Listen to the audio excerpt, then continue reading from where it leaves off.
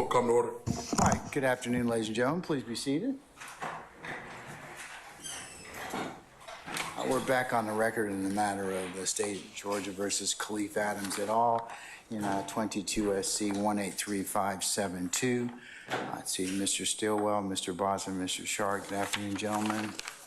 All right, Mr. Williams, Mr. Steele, Mr. Adams. Who's that man that doesn't look like he shaves? That's sitting next to you, Mr. Adams.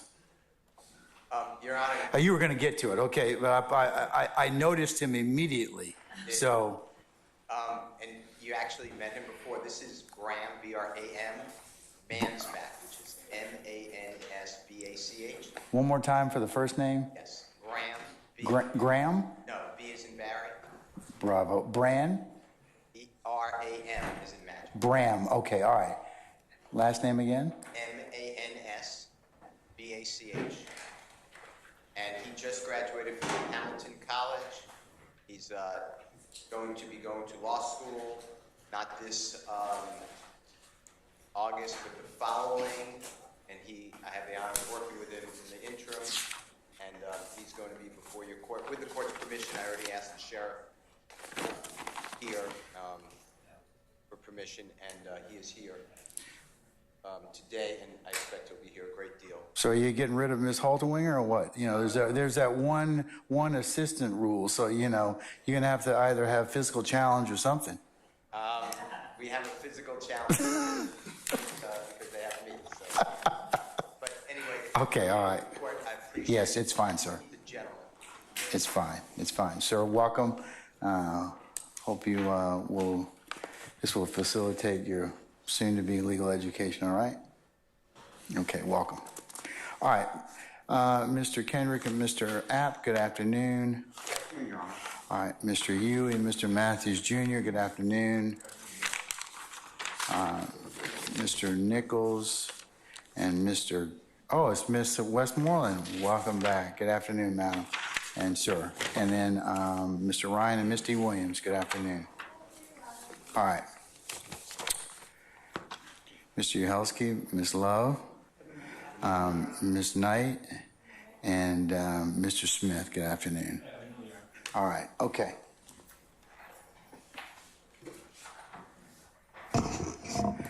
Sergeant Ingram, all our jurors present? Yes, sir. All right. Anything you take up before we call out our jurors?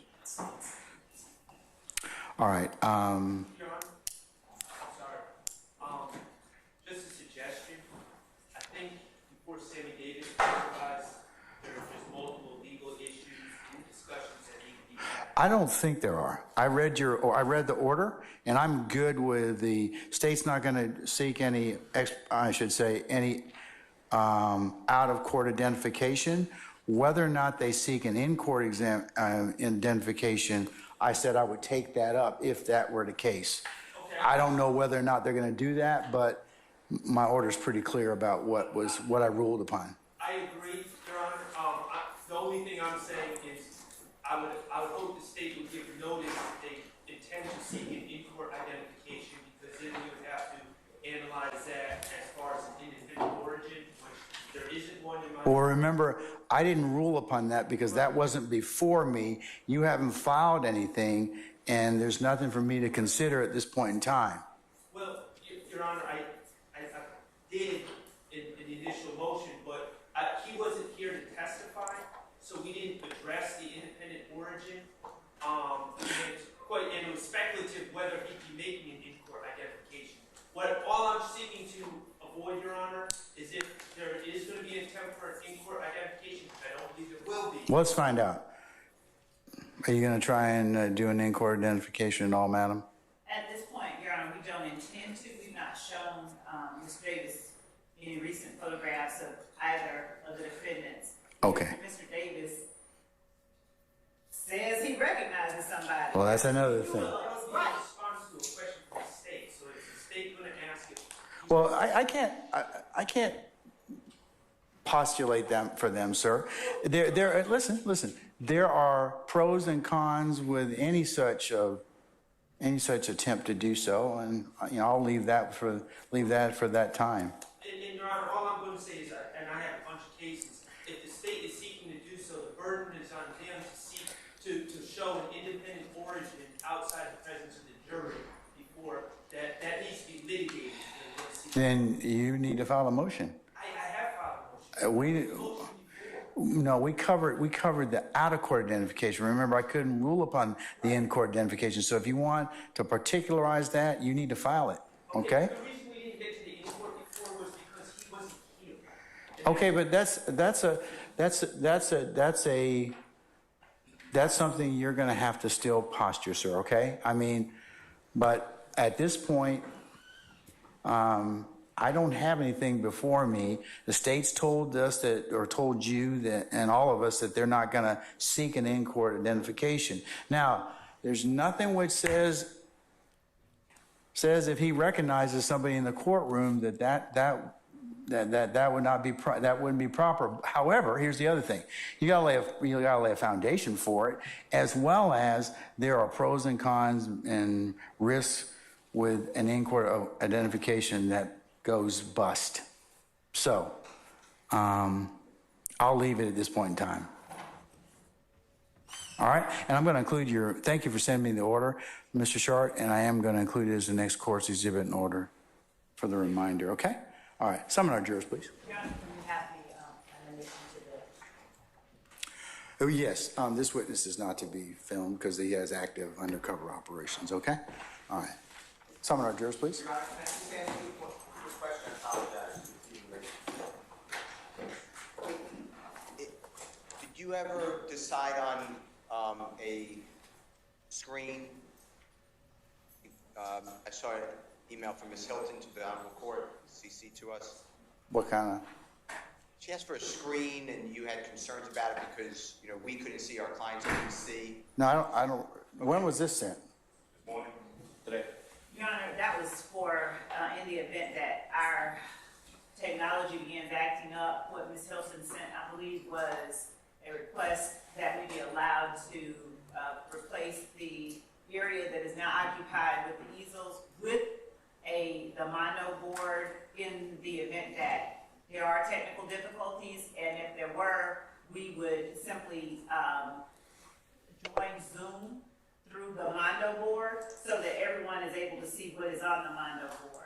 At this point, we don't have the mondo board in court now, so it's not an issue. I think before you do that, when it is available, you should probably dry run it and Yes. see whether or not it will meet your needs and whether or not there are specific issues that need to be addressed. Okay. Yes, Your Honor. So, Mr. Steele, I haven't dealt with it. Okay. All right. Summon our jurors, please, sir.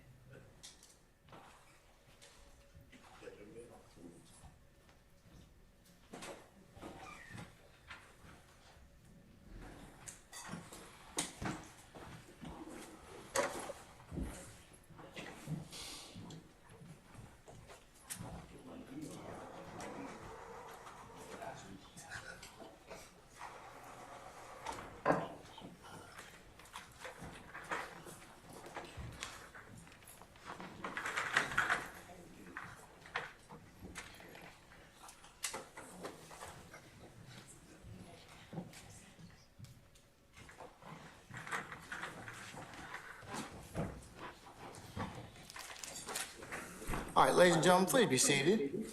All right, thank you, Sergeant Ingram. Ladies and gentlemen of the jury, good afternoon. All right, y'all sound good. Okay, keep that energy. I like that. All right. State, call your next witness. Your Honor, state calls Detective Jason. All right, summon Detective T, please.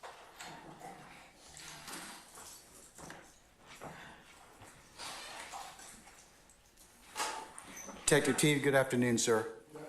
If you would please approach the witness stand. Once you get there, if you'd be so kind to turn and face Sergeant Ingram and be sworn as a witness, please. Raise your right hand. You swear firm testimony to give the truth, whole truth, nothing but the truth? I do. Absolutely. State and spell your first and last name for the voice. Sure. Hello, Detective Jason Teague, Jason, last name Teague. Pull your camera on, please. Your camera. Thank you. All right. Good afternoon, sir. How are you? Fine. Detective T, where do you work? City of Atlanta Police Department. And what do you do there?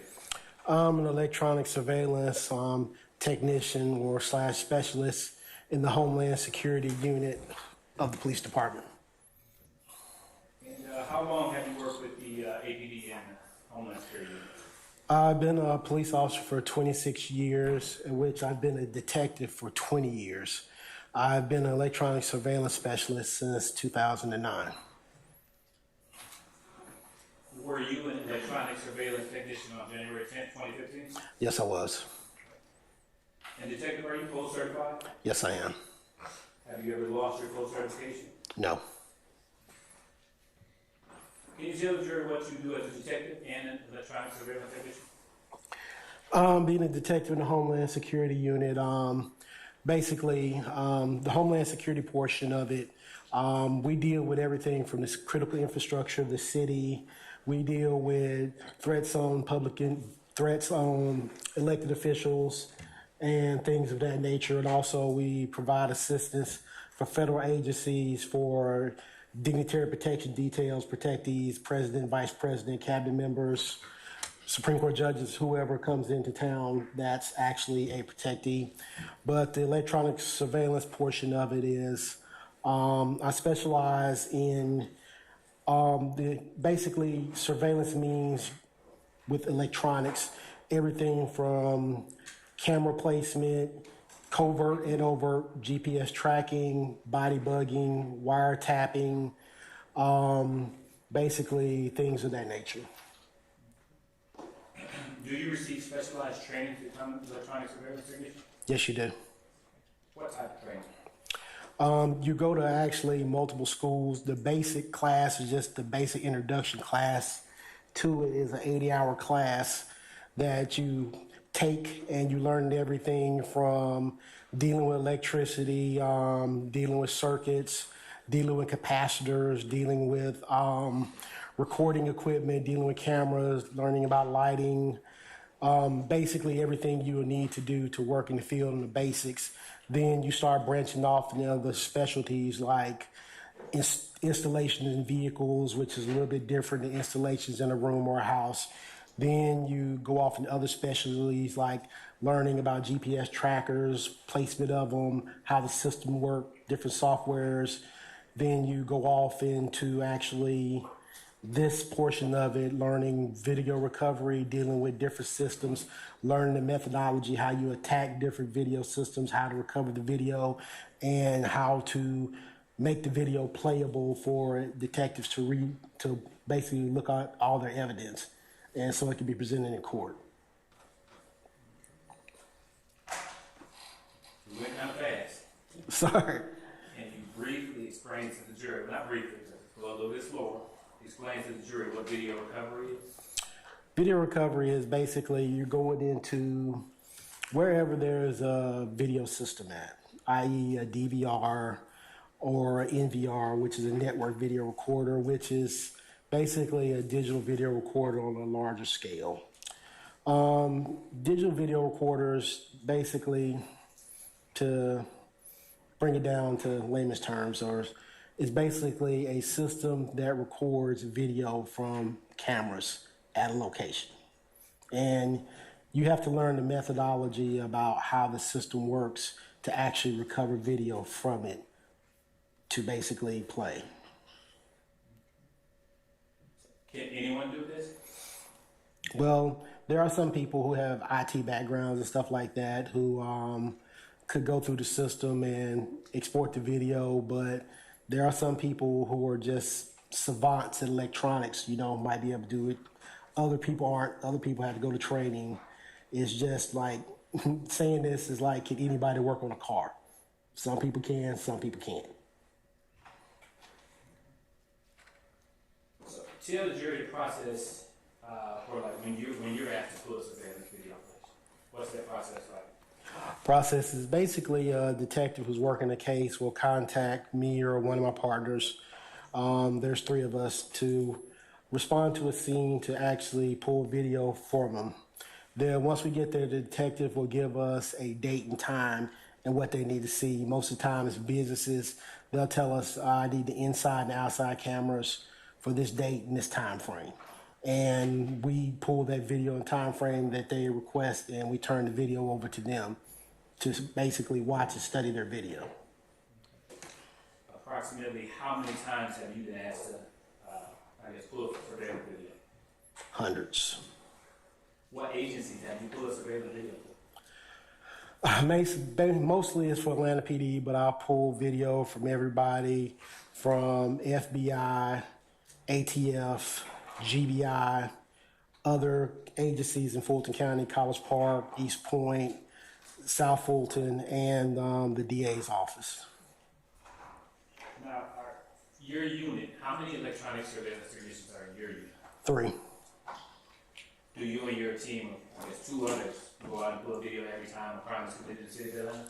No, we go out as we're requested, because every crime in the city of Atlanta, there are a lot of them there's no video for. Happen in, wooded areas, out in different areas of the street or inside houses, there's no video for.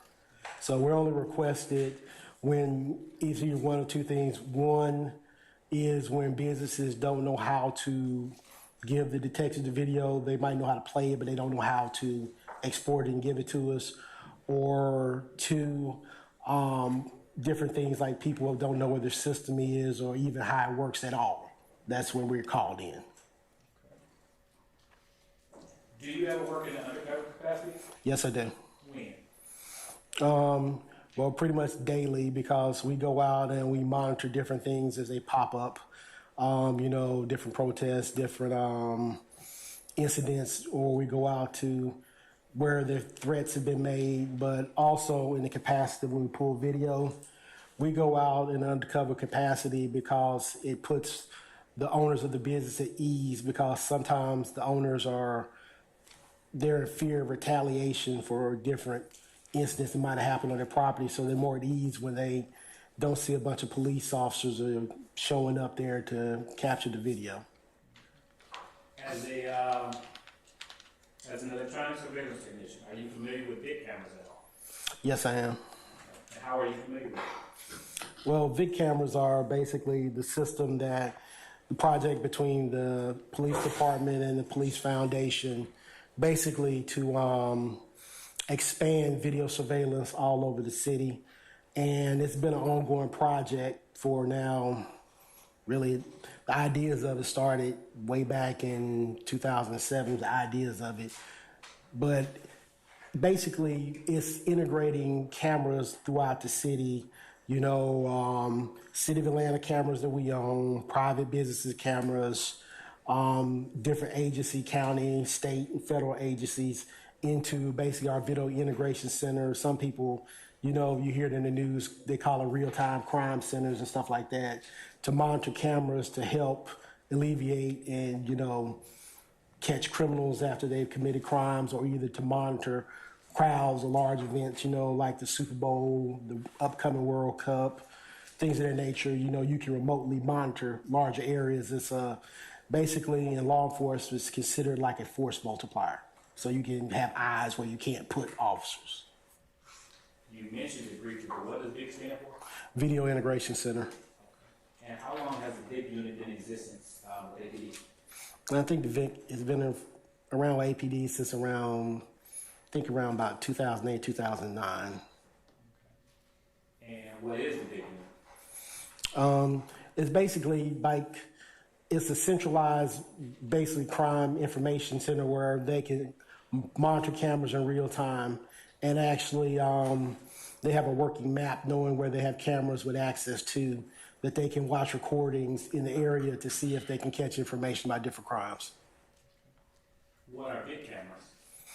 Big cameras are basically, to quickly sum it up, they're IP cameras, which are internet protocol cameras, basically that are placed on poles that are powered, that actually stream video to the video integration center or stream video to wherever the servers are for the owners of the camera for the recordings of the video. Now, does the number of big cameras, do they change from year to year? Constantly. They're constantly increasing. Okay. Are there more big cameras in existence now than there was in 2015? Exponentially more. Now, are you familiar with all the locations of the big cameras?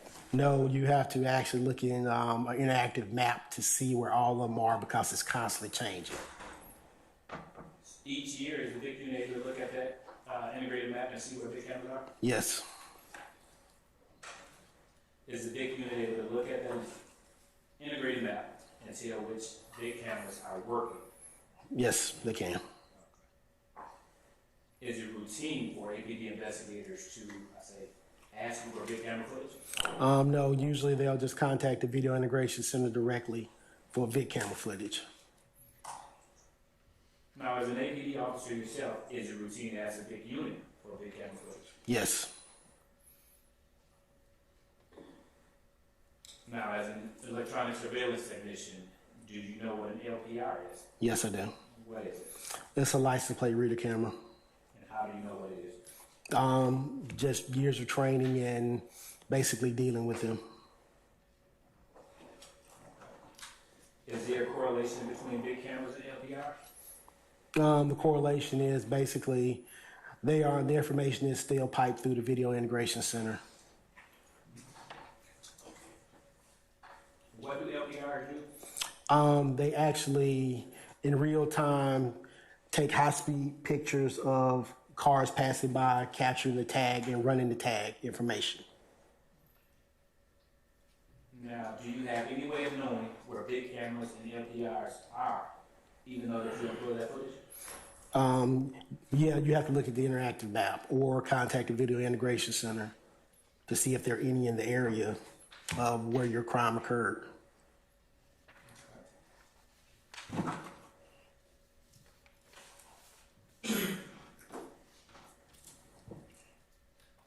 Are electronic surveillance technicians always pull surveillance footage at home?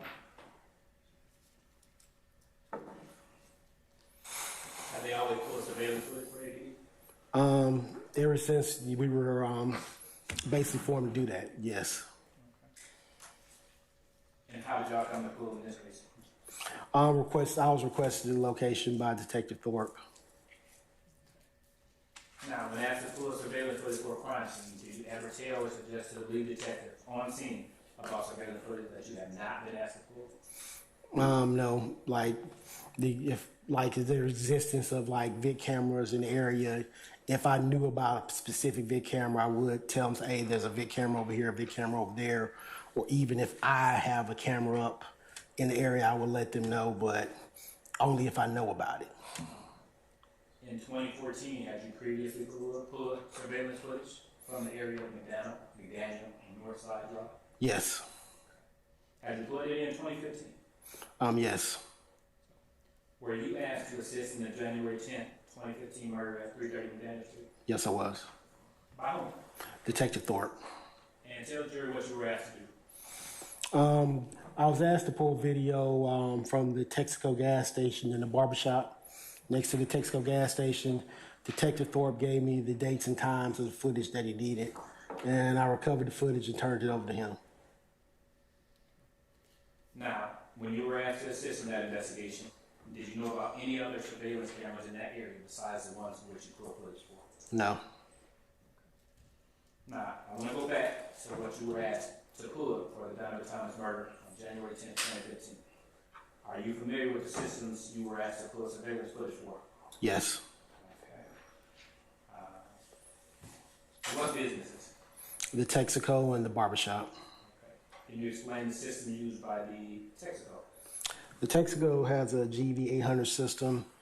At the time, back in 2015, that was pretty much the system that you ran into in most convenience stores and gas stations. Is one of the, actually, oddly enough, it's one of the systems we kind of concentrated on when I actually went to specialized school for it. But it's a system, it's computer based, it records to the hard drive of a standing desktop, basically recording footage of the inside and the outside of the business. It's very common back then. And the barbershop also? Yes, please. Well, the barbershop had a night owl system, which is another one very common for smaller, in use in very smaller businesses and homes at the time. But it was one we came in contact with almost daily in our work. Permission to approach, Your Honor? You may. Thank you. Detective T, I'm showing you a CD that contains case exhibit 292 Yankee Alpha through 292 Yankee Delta. Do you recognize this CD? Yes, And what is it? it's a video crime. It's my initials on it. Okay. A video of what? I think this is video. I don't remember if it's a video from the Texaco or everything, but it's a video on here. Okay. Did you review the contents of the CD before coming to court today? Yes, And does the CD contain an accurate copy of the footage you obtained from the barbershop at 330 Grand Street? yes.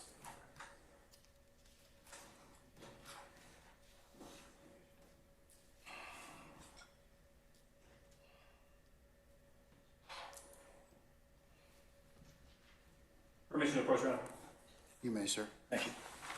Detective T, who did you get this footage from? Well, the barbershop footage I got from the owner of the barbershop. He showed me where the system was, and I pulled the video from there. The Texaco, the clerks let me into the back room where the system was, and I pulled the video. Okay. Do you remember what he looks like? The owner of the barbershop, black male, about 5'6", 5'7", bald-headed, brown complexion. He and I just remember specifically him. While I was pulling the video, he and I were actually talking about basketball a lot because my last name is Teague, and he's a Hawks fan. How do you remember what he looks like? Well, I actually seen him yesterday while we were getting ready to come into court, and he was leaving, and I recognized him from then. But I recognized him there. You recognize people, like, remember, because he and I, we actually had a long conversation while I was pulling the video. Okay. So I'm going to show you, this time I'm going to publish what's been previously admitted as State's Exhibit 292 Yankee Alpha. And to your left, can you tell me what's depicted in 292 Yankee Alpha? The inside of the barbershop. Correction, 292 Yankee Echo. And did you see the individual you pulled the footage from? Yes, gentleman right here on the left. Can you circle him?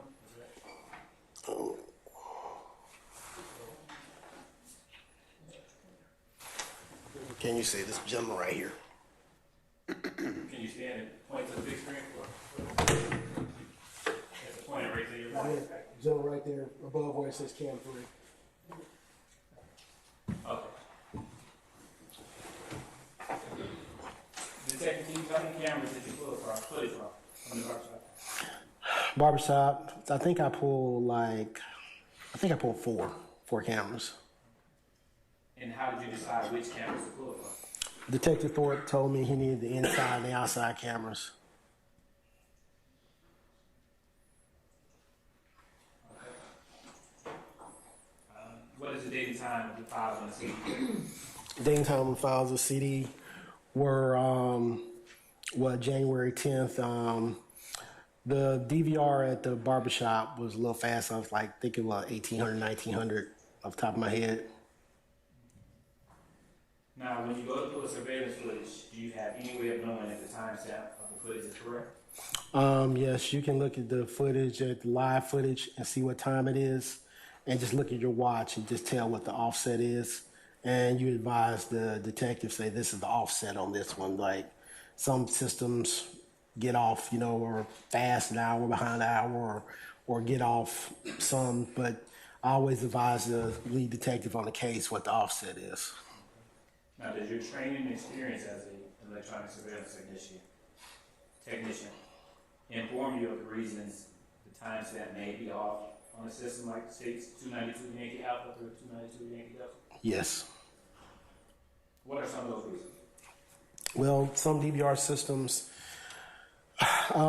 depending on, say, if the system was unplugged for a long amount of time, or say power outages occurred in the area, the systems go off. Most of those DVR systems have a small battery in them that it's not a rechargeable battery, it's just a battery that's placed in it during manufacturing to help try to keep the time right.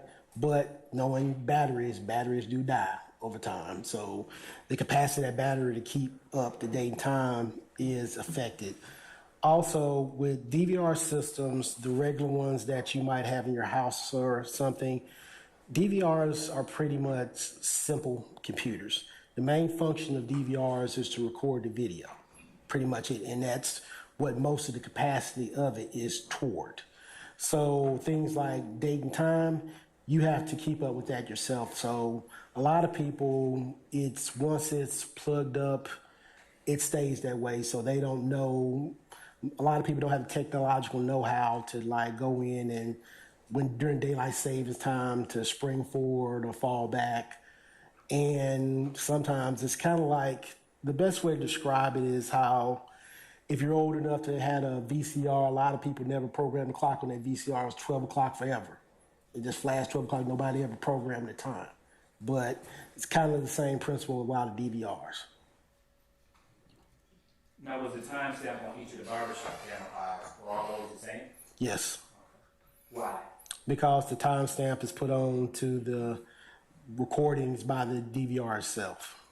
Now, was that timestamp accurate or was it off? It was off. It was a little fast. Approximately how much off was it? I think it was like 40-something minutes fast. How did you know? I looked at my watch when I was there.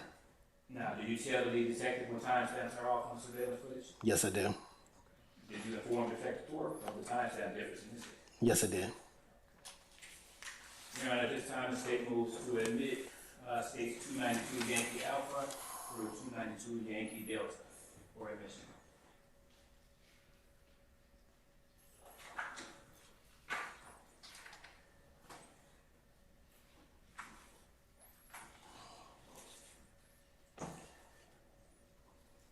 And for the record, these are the 4 cameras from the barbershop footage at 330 Mechanics.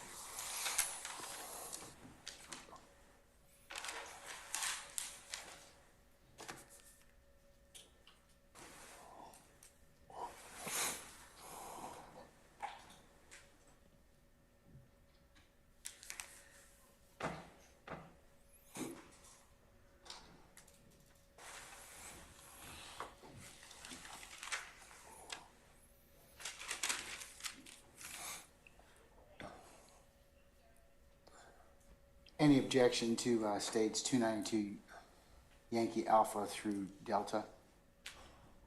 All right, hearing none.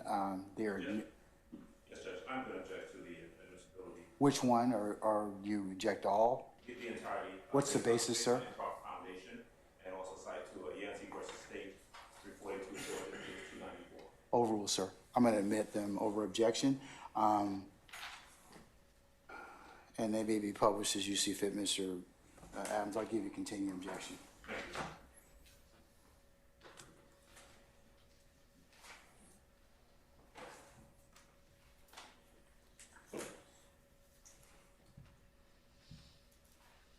They're admitted, may be published as you see fit, sir. Thank you.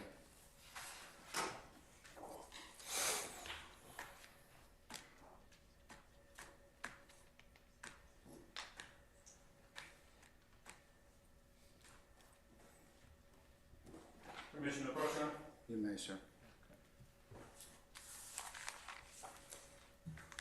Detective T, I am now showing you what has been marked as States 292 Yankee Foxtrot through 292 Yankee Kilo.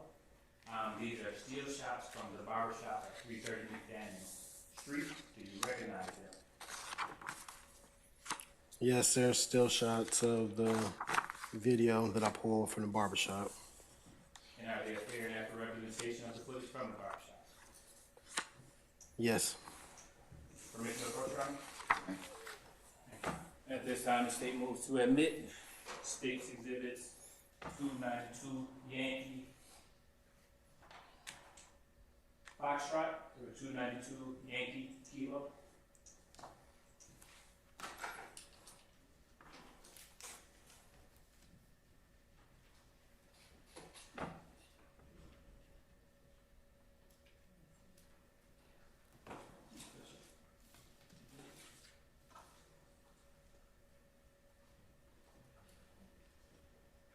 You all taking a look at, yes.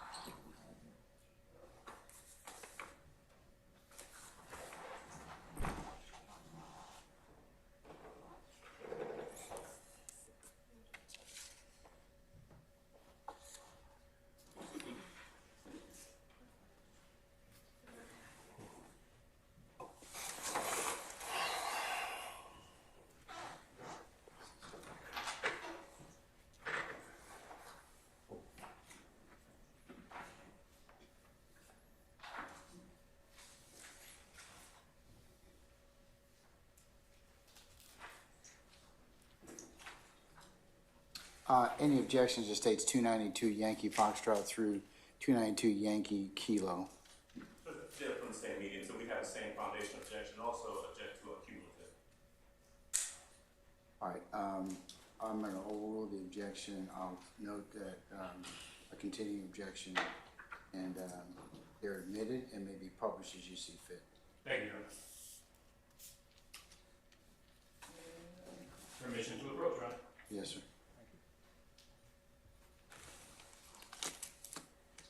Detective Steve, I'm now showing you a thumb drive containing State's Exhibit 295 Yankee and 296 Yankee. First, for 295 Yankee, do you recognize it? Well, do you recognize the content of this thumb drive? Yes, it's the video compilation. And The video from the barbershop and the gas station.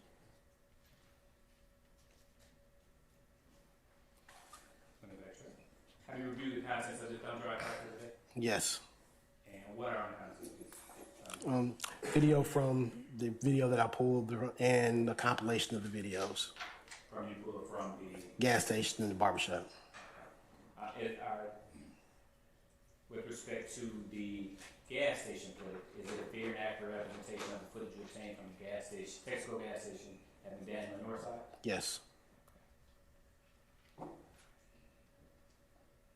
For 296Y, which are snippets, the compilation you referenced, have you viewed those snippets before coming to court today? Yes. And are those a fair and accurate representation of the footage you obtained from the barbershop and Texaco? Yes. Permission to approach, Your Honor?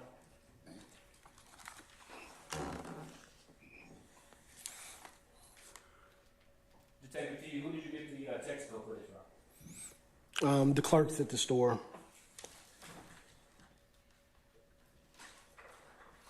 How many cameras did you pull footage from? I think the Texaco, I think I pulled 16 cameras.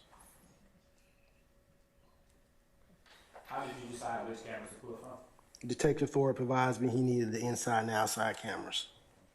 And was the timestamp on each of the Texaco cameras files the same? Yes. Your Honor, this time the state moves to admit State's Exhibit 295 Yankee and 296 Yankee. Any objection to states 295 Yankee or 296 Yankee? I'm sorry, Judge. I said, do you have any objection to states 295 Yankee or 296 Yankee?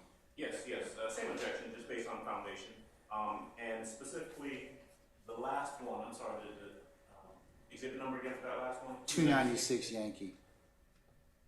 That's the compilation, is that correct? No, that's the snippets of the Barbershop and the Texaco. Yeah, could have an objection to 296. I think because of the way it's compiled, I would consider it to be both cumulative as well as confusing to the jury, so I object on that basis. I'm going to overrule the objection and admit them over objection. I'll give you a continuing objection. You may publish as you see fit, sir. Thank you, Your Honor. Did you take the team, did you view the systems in real time? Yes, And did the systems accurately show outside and inside of the text car? yes.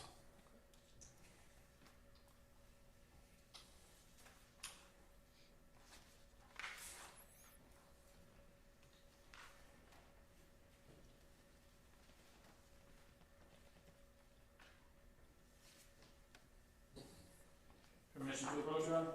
You may.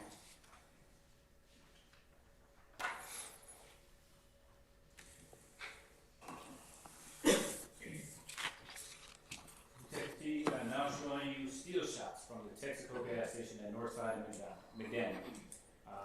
States 292 Yankee Lima through 292 Yankee November. Do you recognize it? Yes. And how do you recognize it? It's footage from the outside of the gas station on North Side and McDaniel Street, looking at actually the intersection of McDaniel and North Side. Okay. And are they a fair and accurate representation of the footage you pulled from the Texaco gas station? Yes. Around this time, the state moves to admit it. States 292 Yankee Lima through Lima, 292. Lima, Pardon? Lima. Lima. Not Lima, Lima. Lima's the pen. Military people around the world are just cringing at this point in time. Yes, 292 Yankee Lima through November? Yes. Okay.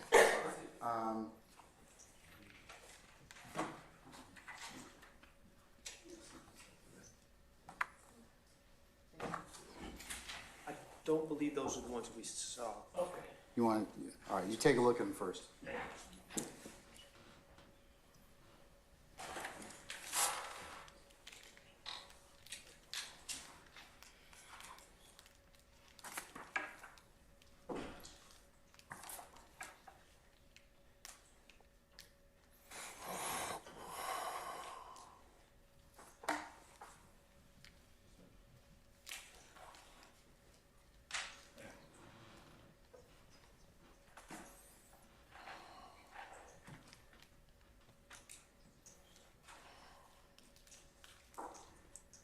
So in response to the court, same foundation objection. All right, sir. They're admitted over objection. I'll give you continuing objection. They're admitted and maybe published as you see fit. Thank you, Your Honor. Detective T, did you also view the barbershop system in real time? Yes. And did the cameras accurately capture outside and inside the barbershop? Yes. Your Honor, at this time, we will publish states 292 Yankee Alpha up to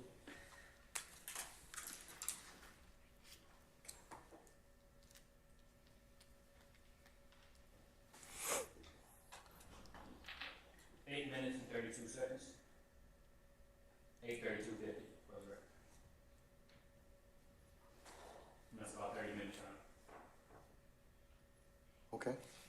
Ladies and gentlemen, you good? Or you want to take a comfort break before we see this video? I think, we good? Or you, okay, all right. Anybody else out here? All right, roll it.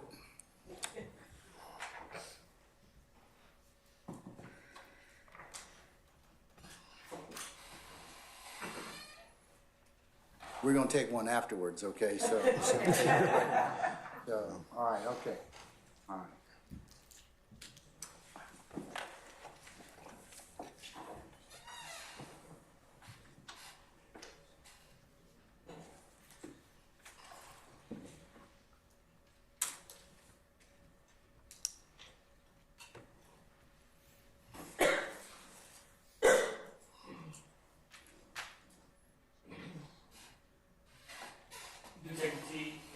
292 Yankee Apple on the screen?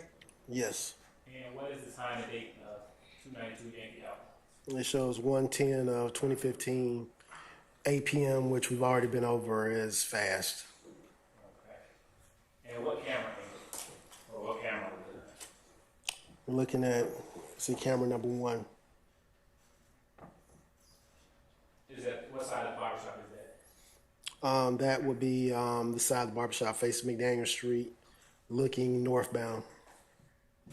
Is that the east side of the barbershop? Yes.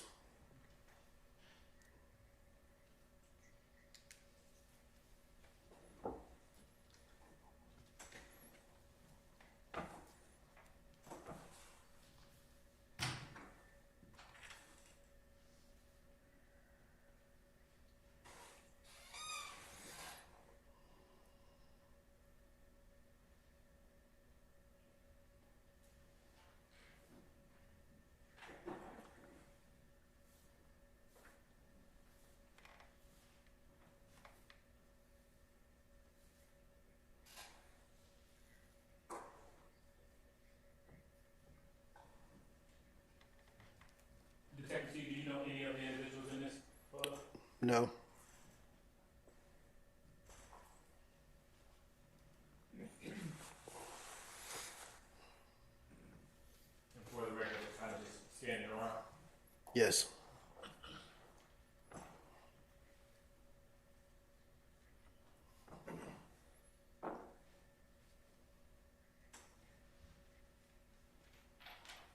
Detective T, is this prior to a shooting occurred at this location?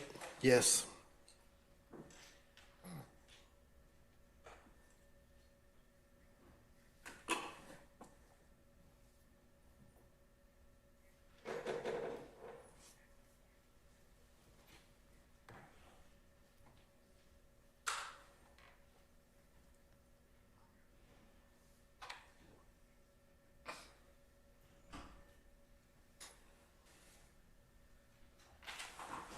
And for the record, at 8:01:47, are people kind of just like congregating around the SUV, Detective T? Yes. Okay.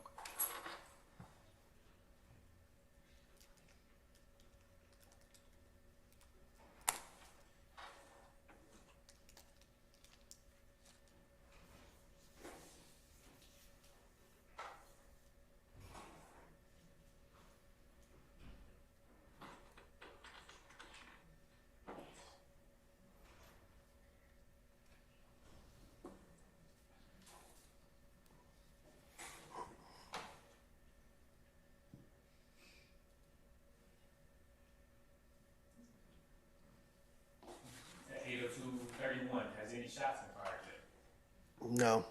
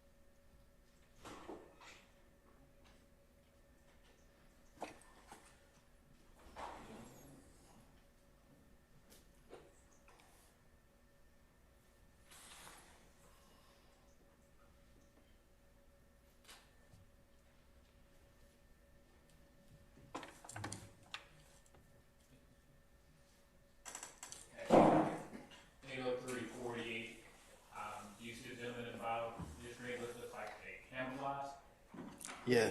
Do you know that individual? No.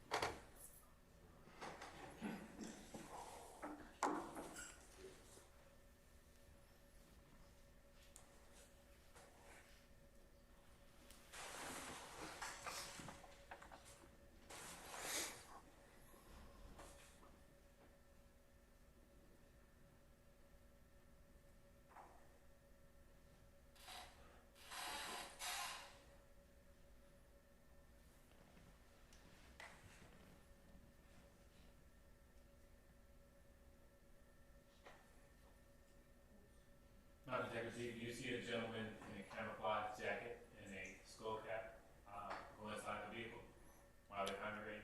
Yes. Do you know that individual? No.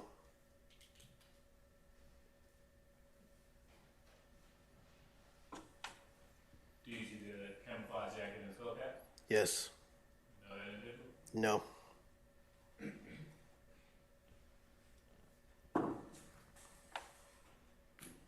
Did you know Douglas Thomas personally?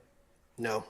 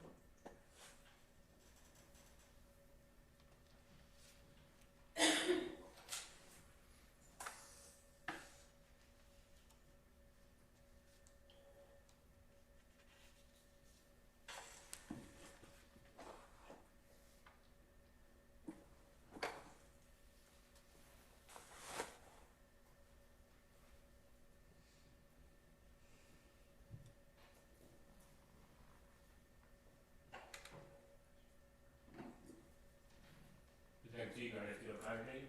Yes.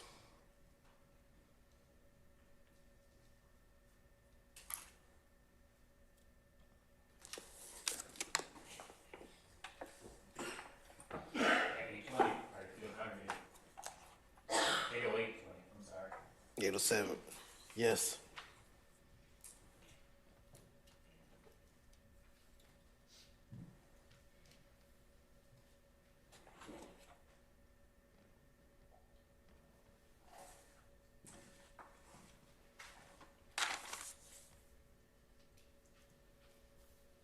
For the record, at 8:08:40, did the 8:08:40, I'm sorry, 8:08:41, did the but it on my monitor didn't show the shooting. Did you monitor the call? Yeah, it jumped to 808:44. So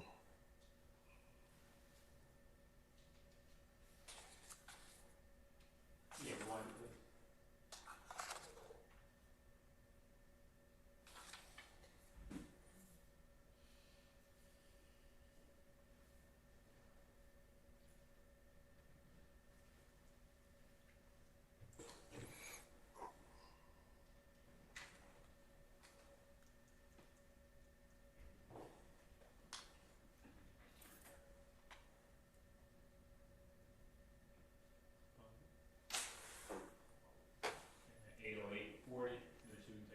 yes.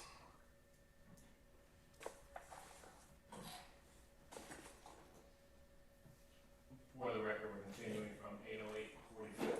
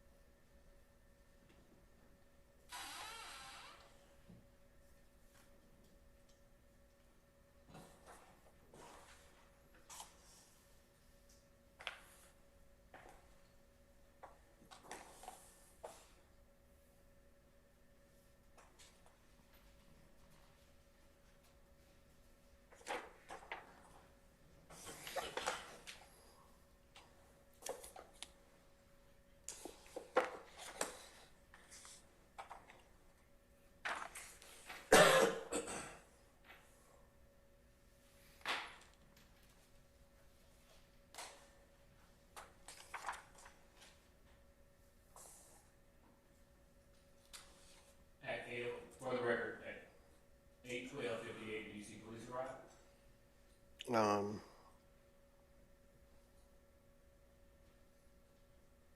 I see lights right quick. I see a blur of lights. So We'll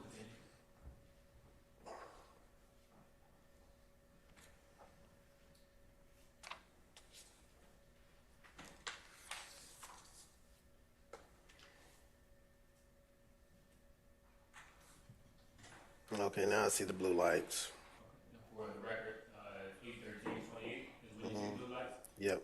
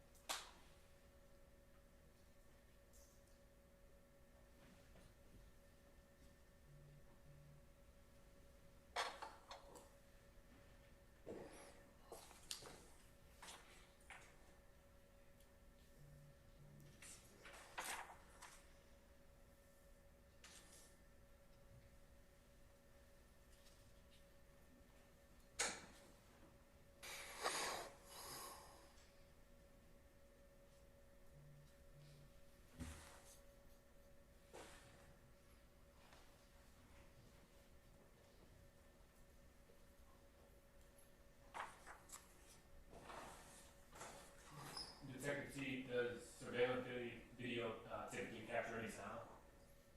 Some do, some don't. Did this one? No.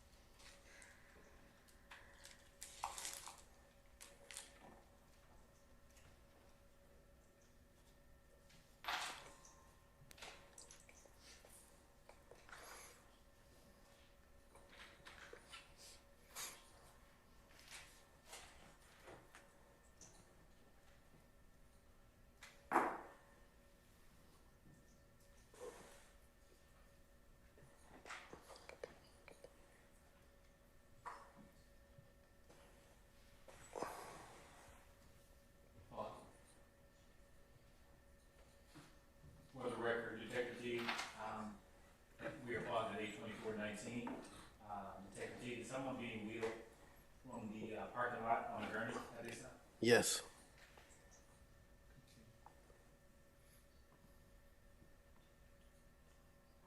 8/24/21.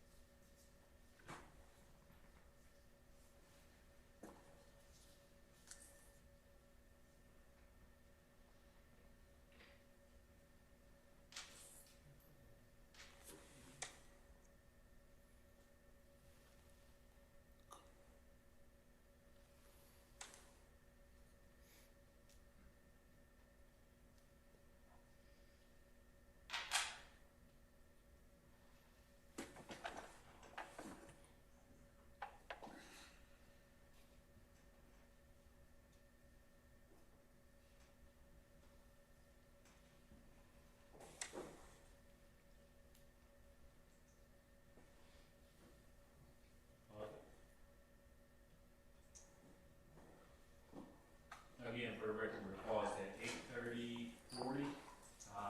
Detective T is the second person being wheeled from the scene on the journey. Yes.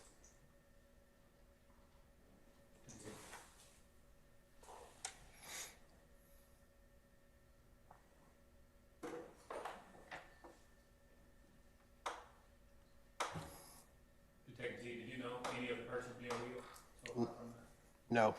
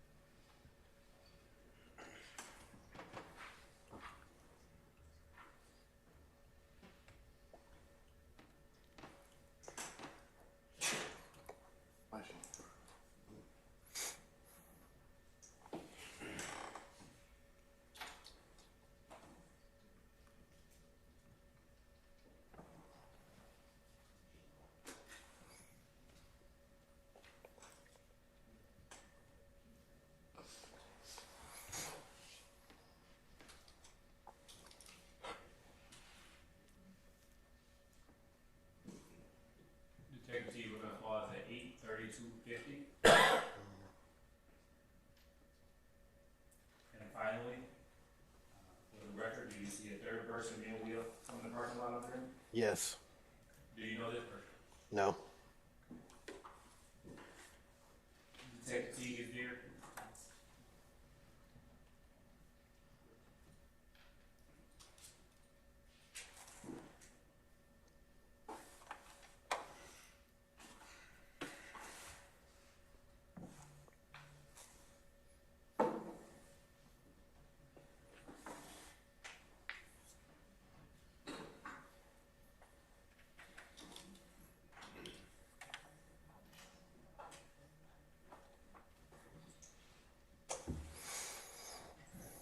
Detective T, is there an additional amount of footage left on this camera angle that you put? Sure. Detective T, is there an additional amount of footage left on this camera angle that you Yeah. pulled that has not been shown yet? Yes.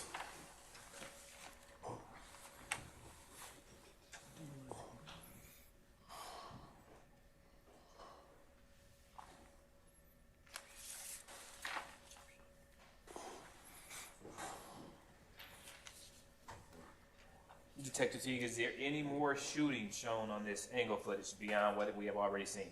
No. Your Honor, at this time, the state is getting ready to publish 30 minutes of the next angle footage, if the court deems it appropriate time for pausing at this time. Yes, that would be appropriate. Members of the jury, how about we take about 15 minutes, okay? All right, we're going to recess for 15 minutes. All rise.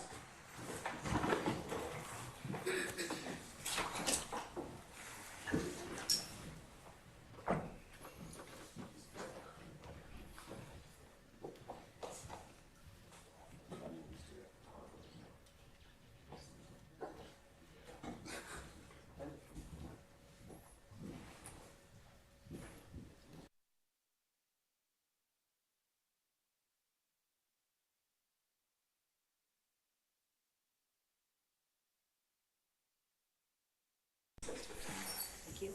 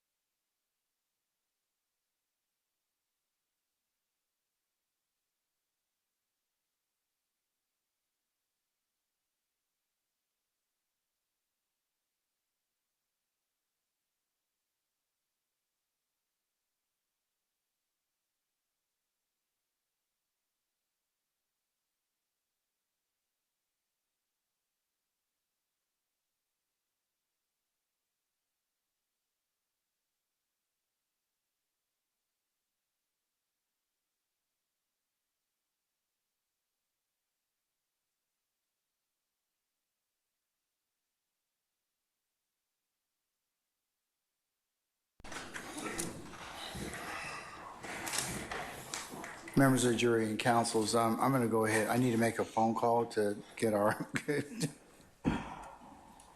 Zoom to be working again, so just bear with me.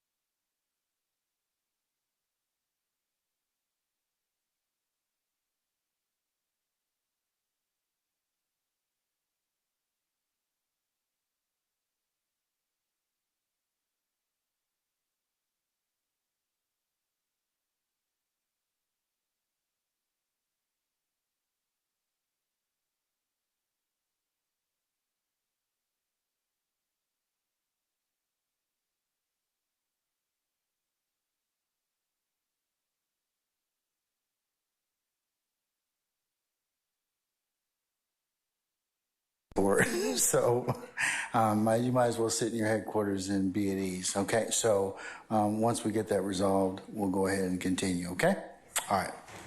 All rise.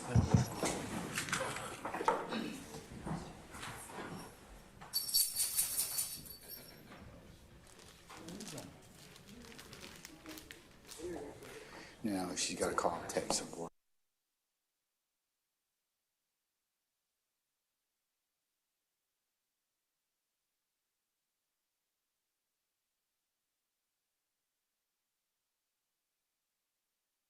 Of course. Let me check. I'm gonna try and sign again. All right, ladies and gentlemen, our jury has left us. You can have a seat, please. We're just gonna recess in place. See if it you all.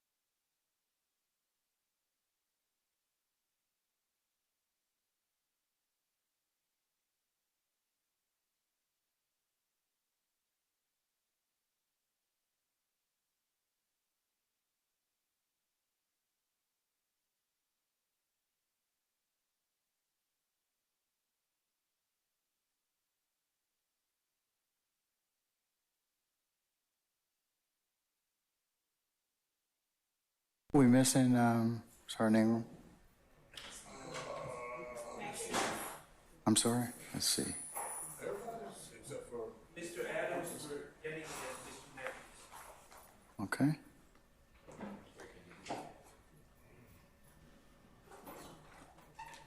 we'll leave now. That's good.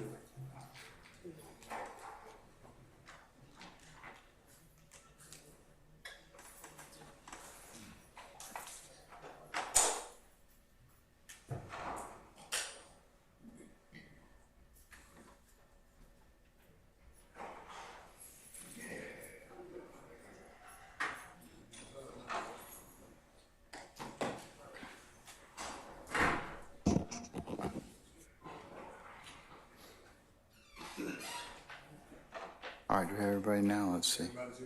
Okay, all right. Councilors, just to fill you in on our impromptu bench conference, which is the subject of what we like to talk about at this point in time.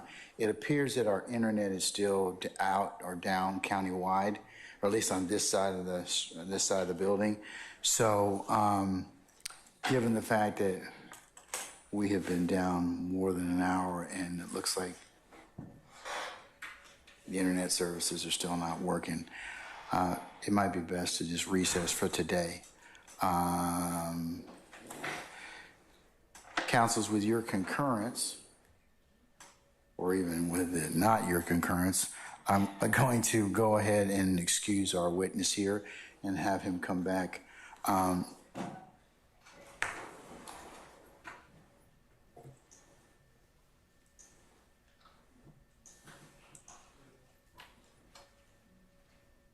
Detective D, is Friday afternoon, 1 o'clock okay with you? Work for you? Okay, all right. Councilors, we'll go ahead and recall Detective T here for 1 o'clock on Friday, okay? And see if we can complete his testimony at that point in time. All right, any issues? What's happening tomorrow? The state's gonna call some additional witnesses, but we can talk about that in just a minute. Okay? All right, let me go ahead and call our jurors out and excuse them, and we can excuse our witness for the day, and then we can talk about any ancillary issues, all right? All right, summon our jurors, please.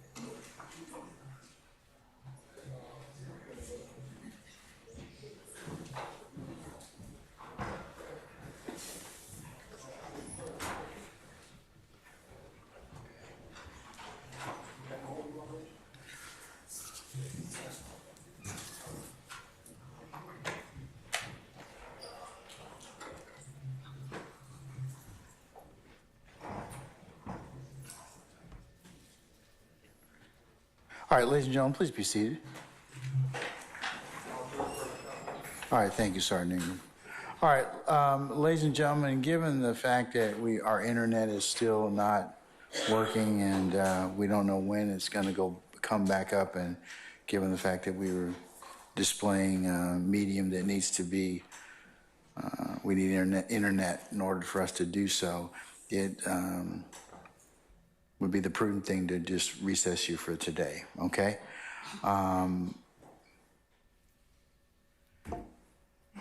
Detective T, we'll see you tomorrow, I should say Friday at 1, if you could come for 12:30, and we'll start about 1 o'clock, okay? All right. And remember, sir, do not discuss your testimony with anybody except the attorneys in this case. We'll see you then.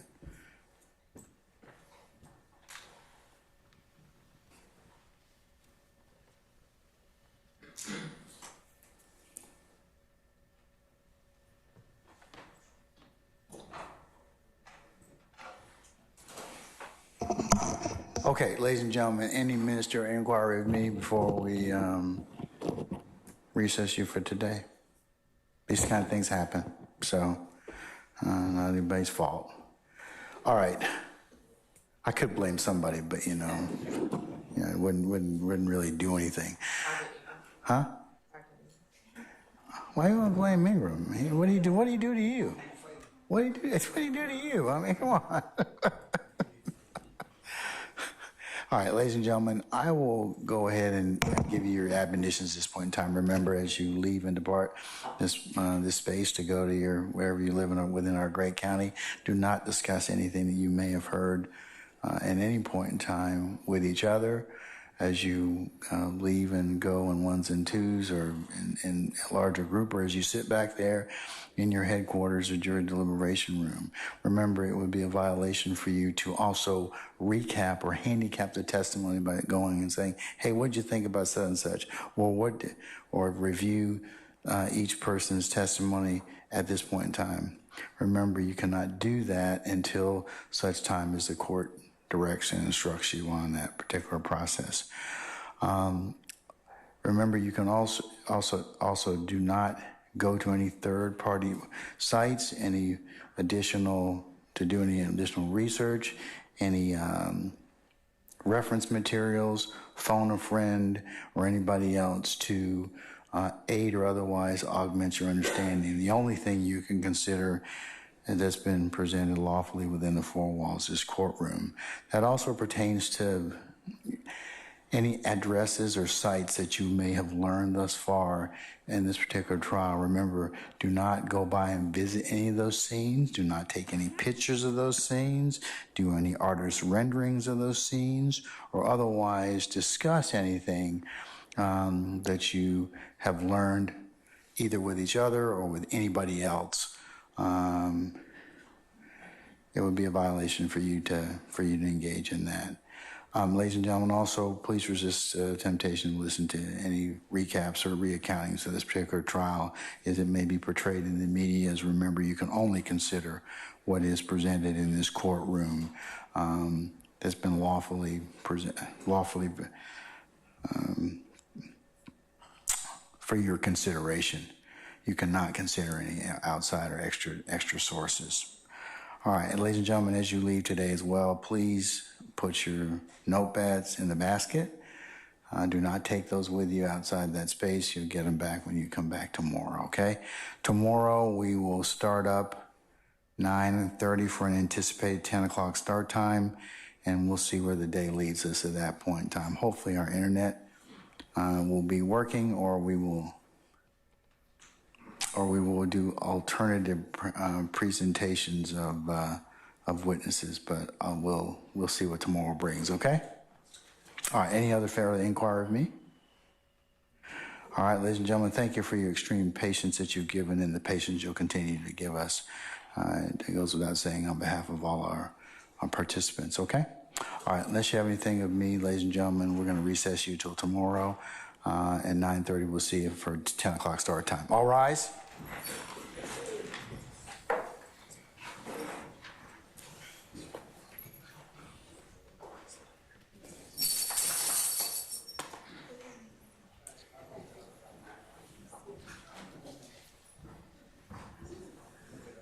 Don't even think about it.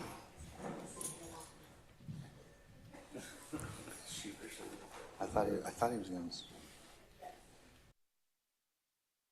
Please be seated. Our jury has left us.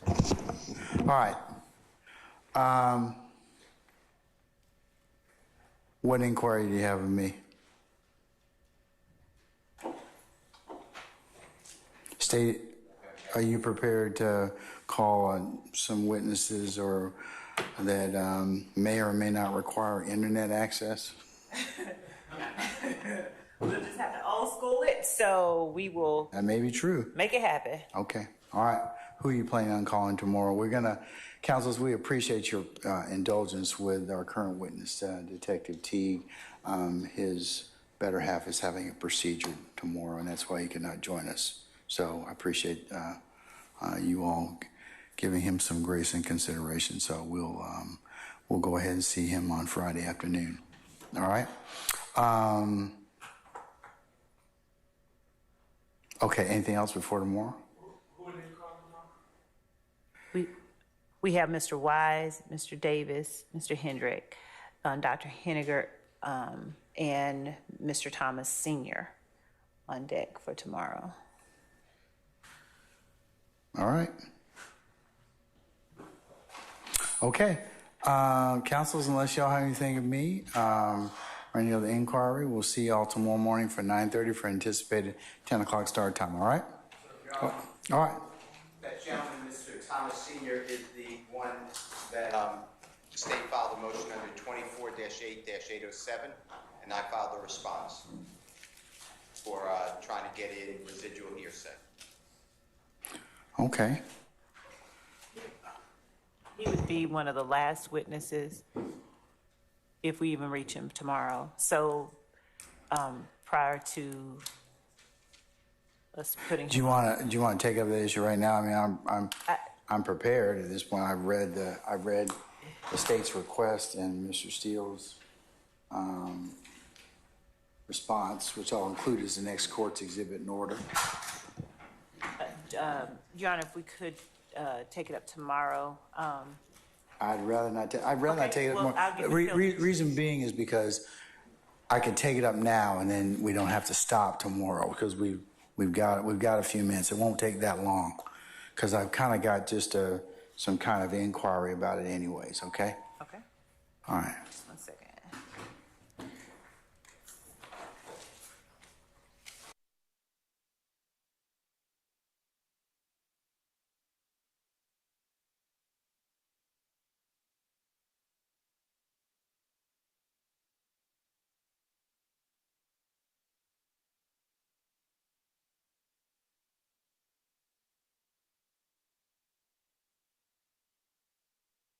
Okay. I'll give you I'll give you a few minutes. 5 minutes to get your materials in order.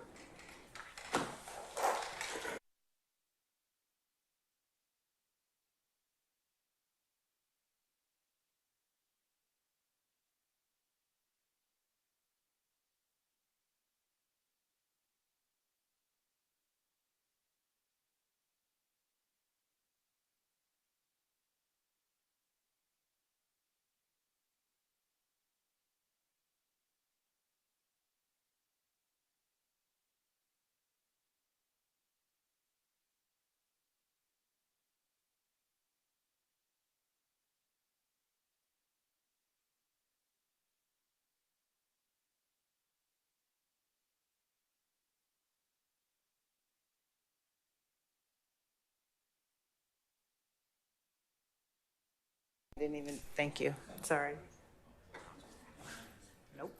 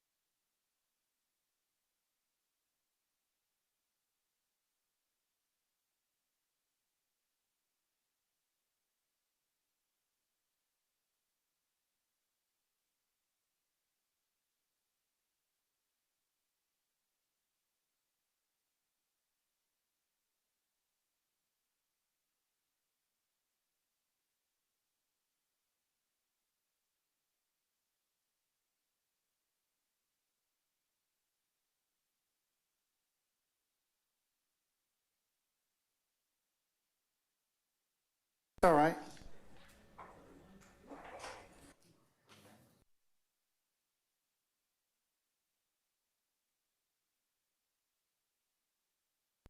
Request by the state.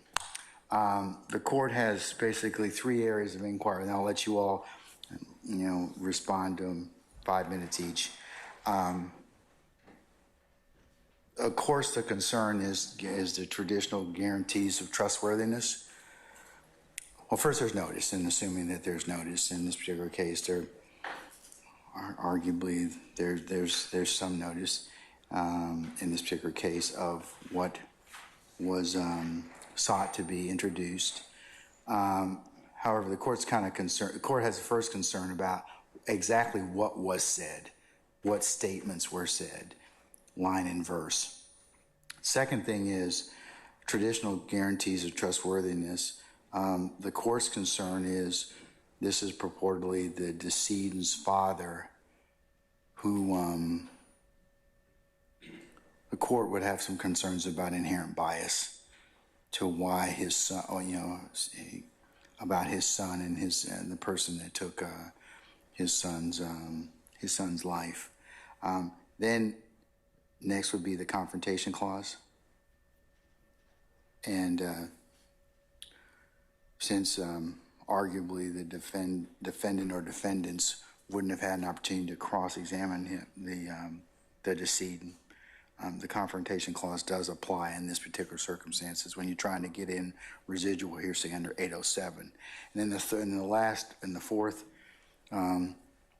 issue that the court wants to discuss is it's cumulative of things that we've already been testified to. The fact that there was beef between Donovan Thomas and or some parties in this case has already been testified to by at least 3 or 4 people already. So those are the 4 things I need you to address for me. So and there's something I missed. Of course, I'll be more than willing to listen to it, but try that framework. So, Ms. Hilton? Yes, Your Honor. Thank you, Your Honor. So first, I'll address the notice issue, Your Honor. We served notice for this particular testimony on May 23rd, 2024. Your Honor, we served notice based upon the line of inquiry that we are hearing regarding some of our witnesses regarding the relationship between Mr. Williams and Mr. Donovan Thomas Jr. at the time of his death. There have been a series of cross-examination questions, and I'll go specifically when Ms. Shawana Edmond was on the stand last week, I believe last Monday. There was a line of questioning from Mr. Steele regarding the fact that at the time of Donovan Thomas Jr.'s death, that Mr. Williams and Mr. Thomas Jr. were friends. And that has been a point made by Defendant Williams through his counsel on multiple occasions and through multiple witnesses. And so what the state realized, especially after the inquiry with Ms. Edmond, that it was important for Mr. Donovan Thomas Sr., who had a different relationship with his son than what the mother had, to talk about the fact that at the time of Mr. Williams' death, they were not that friendly. What Mr. Thomas Sr. will testify to is that in the summer of 2014, all the way up probably through about September of 2014, there was a cordial, a good relationship between Mr. Williams, Jeffery Williams, as well as Brian Birdman Williams. That over the course of the summer, there are some pictures that you have seen in which Mr. Donovan Thomas Jr. had went to both Miami and LA with Mr. Mr. Brian Williams, and it was a good relationship. However, in the fall of 2014, that relationship changed. And the reason or the catalyst for that change is that Mr. Donovan Thomas Jr. thought that Brian Birdman Williams was taking artists away from a record label called TIG, which is called Think It's a Game Records. Think It's a Game Records at the time was the record label that Rich Homie Quan belonged to, or the Qantas Lamar. And what Donovan Thomas Jr. began to see or observe, or what he thought, was that Birdman was trying to take Rich Homie Quan from Think It's a Game Records and bring them over to Cash Money Records. And so at that point in time, Mr. Donovan Thomas Jr. would have conversations with Rich Homie Quan about not going over to Cash Money, but staying with TIG Records. In the course of that, Mr. Donovan Thomas Jr. would have conversation with his father about the concerns that he had of Rich Homie Quan possibly going over to Cash Money and not staying with TIG. Why that is important, Your Honor, is because at the time, we believe that Jeffery Williams was either signed to Cash Money or had a management deal with Cash Money, but he had more of a relationship with Brian Birdman Williams and the Cash Money side of the house. And so there was some conflict with Rich Homie Quan. And so we believe that in the latter part of 2014, what Mr. Donovan Thomas Sr. would testify to is that his son decided to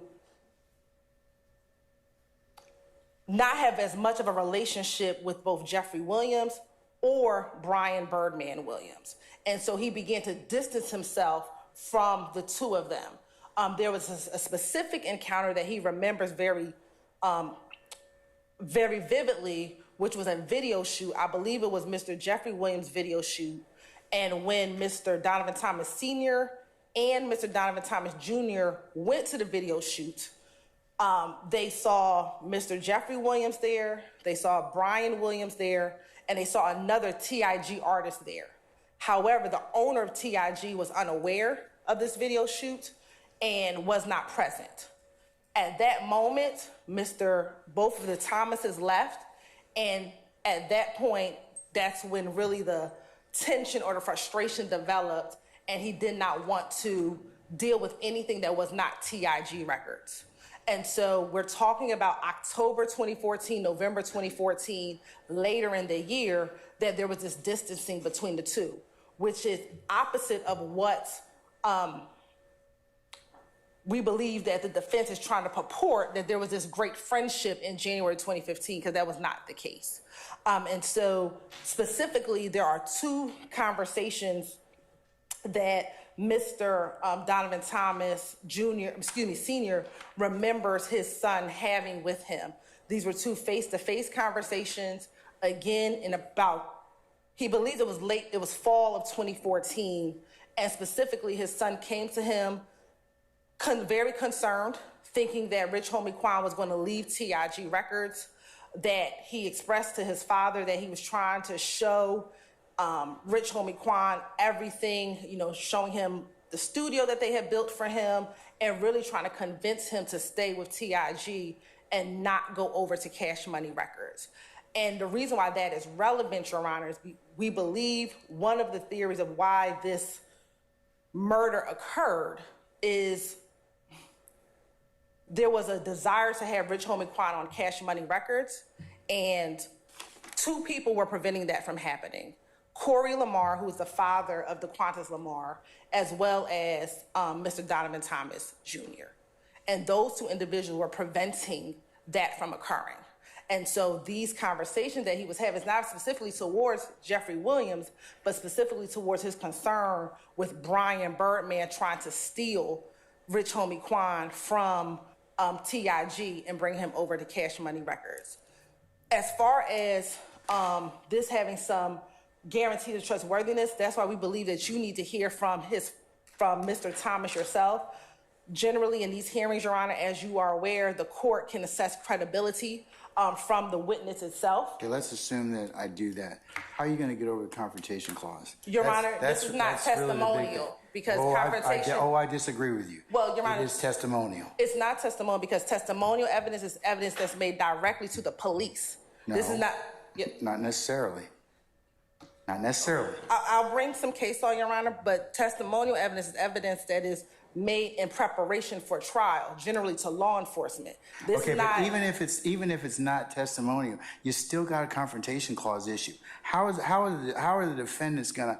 but this is why this is residual hearsay, Your No, Honor, but because residual what this, hearsay, if you're gonna introduce it against the defendant, it's still gotta pass the confrontation clause. no, Your Honor, when we're talking about confrontation. I disagree with you about that. It's gotta pass the confrontation clause. In fact, there are, you all like to slight Carlson a fair bit, so let me go back to what Mr. Carlson says about the constitutional considerations. While much of the evidence offered under 807 will pass Sixth Amendment muster, cases state that if a hearsay statement is testimonial, confrontation clause prevents its admission at trial, even if it falls within the hearsay exception, unless the declarant statement is unavailable and the defendants had a prior opportunity to cross-examine the declarant. So the issue you're still going to have is, well, is just general confrontation of this particular witness. And then also, I'm concerned about just the nexus in terms of what you're trying to get into at this point. When you, I guess two things. The nexus being that of what exactly Mr. Thomas is going to testify to. I mean, you laid out for me kind of a relationship driven or I don't see the nexus. I'm having a hard time seeing that. Which nexus, Your Honor, so I can be clear, so I can. The nexus in terms of what does Mr. Thomas's statements about his son, because finally you boiled it down to there's two conversations in the fall of 2014 that you want to get into. Have you reduced those to writing?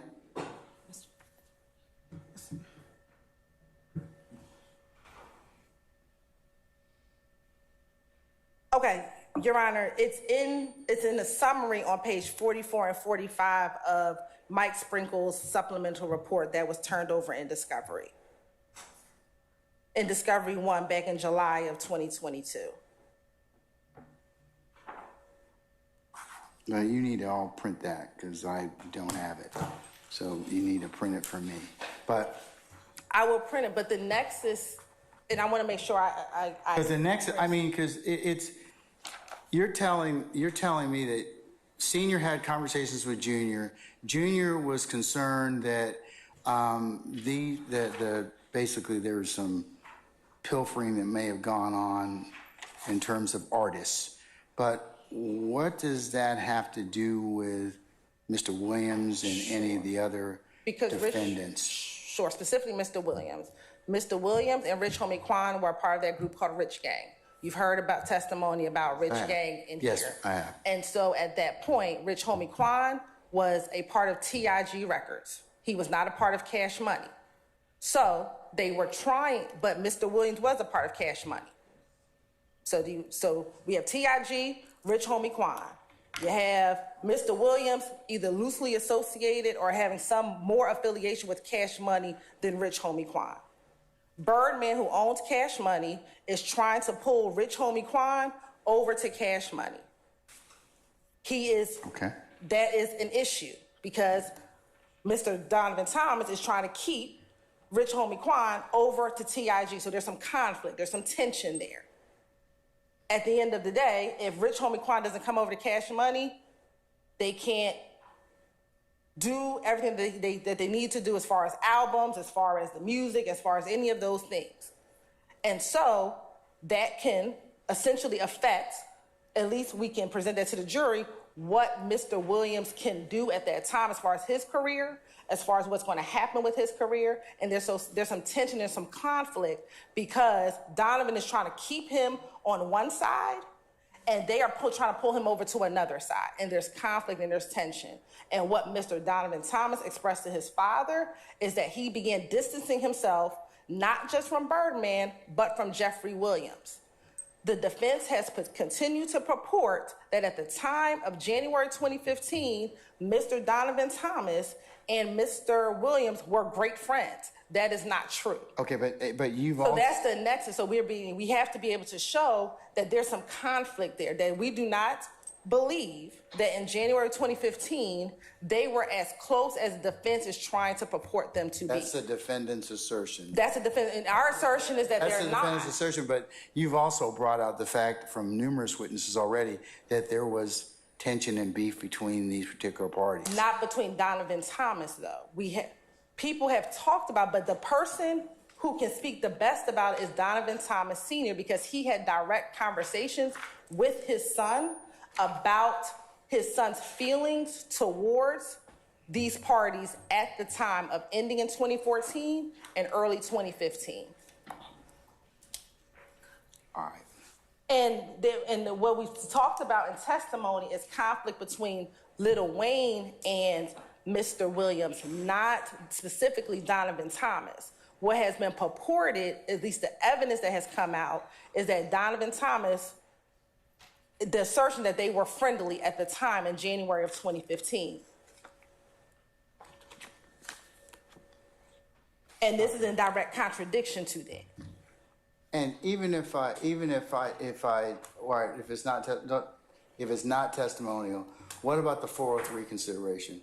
It's certainly, because I do have to balance that if I do find it. So why would you think that this is not highly prejudicial, more than probative? Because, you've also got, I have to consider that too. Because, Your Honor, the state has to prove motive, and we have to prove a reason why this occurred. What defense has purported in opening, what defense has purported throughout the entire trial, there's no reason why Mr. Williams will want to have him killed. There's no reason why YSL will want to have this individual killed, and the state has to be able to prove motive. We do not have to prove motive. However, there is a reason behind, or the state believes that there is a reason behind this senseless killing. And so the state can purport and give that information to the jury. They can choose to believe it, not believe it, but we have a theory of why this occurred. And there's nothing prejudicial about Mr. Donovan Thomas Sr. speaking about his son's feelings at the time of this murder. And the conversations that he had, he doesn't say, my son said, if I die tomorrow, it was Mr. Williams. That might be prejudicial, but it is Mr. Thomas's conversation about his concern that Rich Homie Quan was going to go to another music label. There's nothing prejudicial about that statement to Mr. Williams, except for the fact that Mr. Donovan Thomas is telling his father, someone he has a close relationship with, someone who he talked to almost every day. This is the testimony that Donovan Thomas Sr. will give, is that my son came to me with a concern that someone he's mentoring, someone he has developed a relationship with, may leave this record label and go to another record label. There's nothing prejudicial to any of the defendants with that particular statement. So we do believe that there's nothing prejudicial about that statement in this.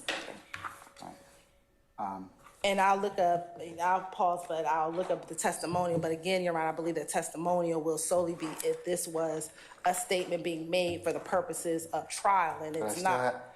I still have to undergo trustworthiness. Yes, Your Honor. Still have to go through even if I don't find it to be testimony, it still has to be balanced under 403. Yes, Your Honor, and I take this in comparison. Many of the residual hearsay cases, Your Honor, are domestic violence cases. Oh, that's what comes up. That's what comes up, and but ordinarily, those are a lot more tighter in the sense that you have interplay between, unfortunately, the decedent and the victim, and you also have third parties that are very much usually around, or unfortunately see those particular, or that particular victim talks to on a regular basis. But that is what's happening here, Your Honor. Mr. Donovan Thomas Sr. will say he talked to his son every day. He has a different vantage point. If you recall Ms. Edmonds' testimony, Ms. Edmond knew her son, but Donovan Thomas Sr. went to video shoots with his son, went to events with his son in the music industry. So he had a very close relationship with his child, such that these conversations were very natural for them. In comparison to Ms. Edmond said, you know, I knew certain things, but she didn't have as much detail. He spoke to his father more about what was happening on this music entertainment side. The father had been to video shoots. The father had, may or may not have been, I have to confirm, may have been in Miami when they did the lifestyle video. Mr. Donovan Thomas Sr. spoke to his son, was very involved in the fact that Mr. Donovan Thomas Jr. had created his own independent music label. Another one of his sons, Marquavius Curtis, was a part of that. So Mr. Donovan Thomas Sr. has a very more knowledge about this side of what Mr. Thomas was doing versus, say, Miss. Do you have the statements? Did you find those? Yes. Can I see those? Yes, Your Honor. Permission to approach? Yes. I'm just going to read them in the record so that we have them for consideration.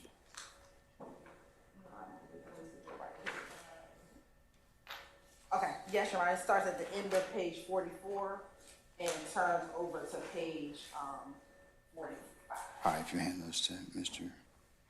Kearns.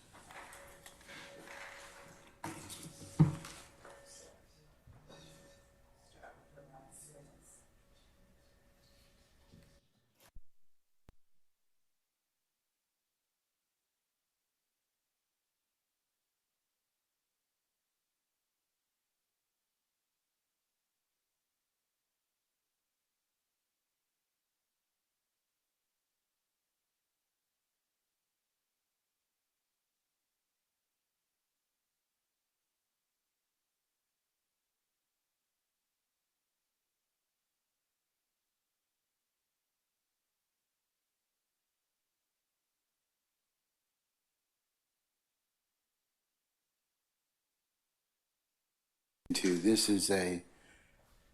The last thing is on page 44, Judge. Okay, what am I looking at to begin with? This is Mr. Sprinkle's. What is it?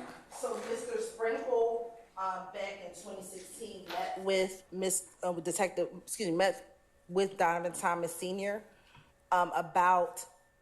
So this is a report from Mr. Sprinkle. Correct. But Okay, and where does it go from? Is it? Am I supposed to consider on August the 2nd, 2016? Yeah, when you said you wanted to read, yes. Yes. So August 2nd, 2016. Through what? And then it goes all the way up to page 45. The last word is them. Oh, okay.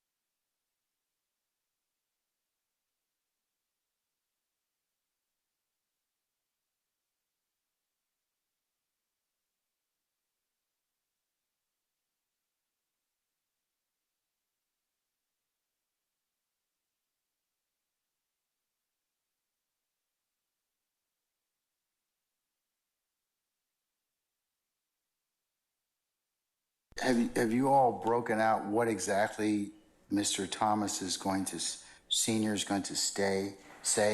Because these particular statements that are contained within the August 2nd, 2016 recount of Mr. Sprinkle elicited a lot of hearsay. So do you have it broken down into what exactly he's going to say? Because I'm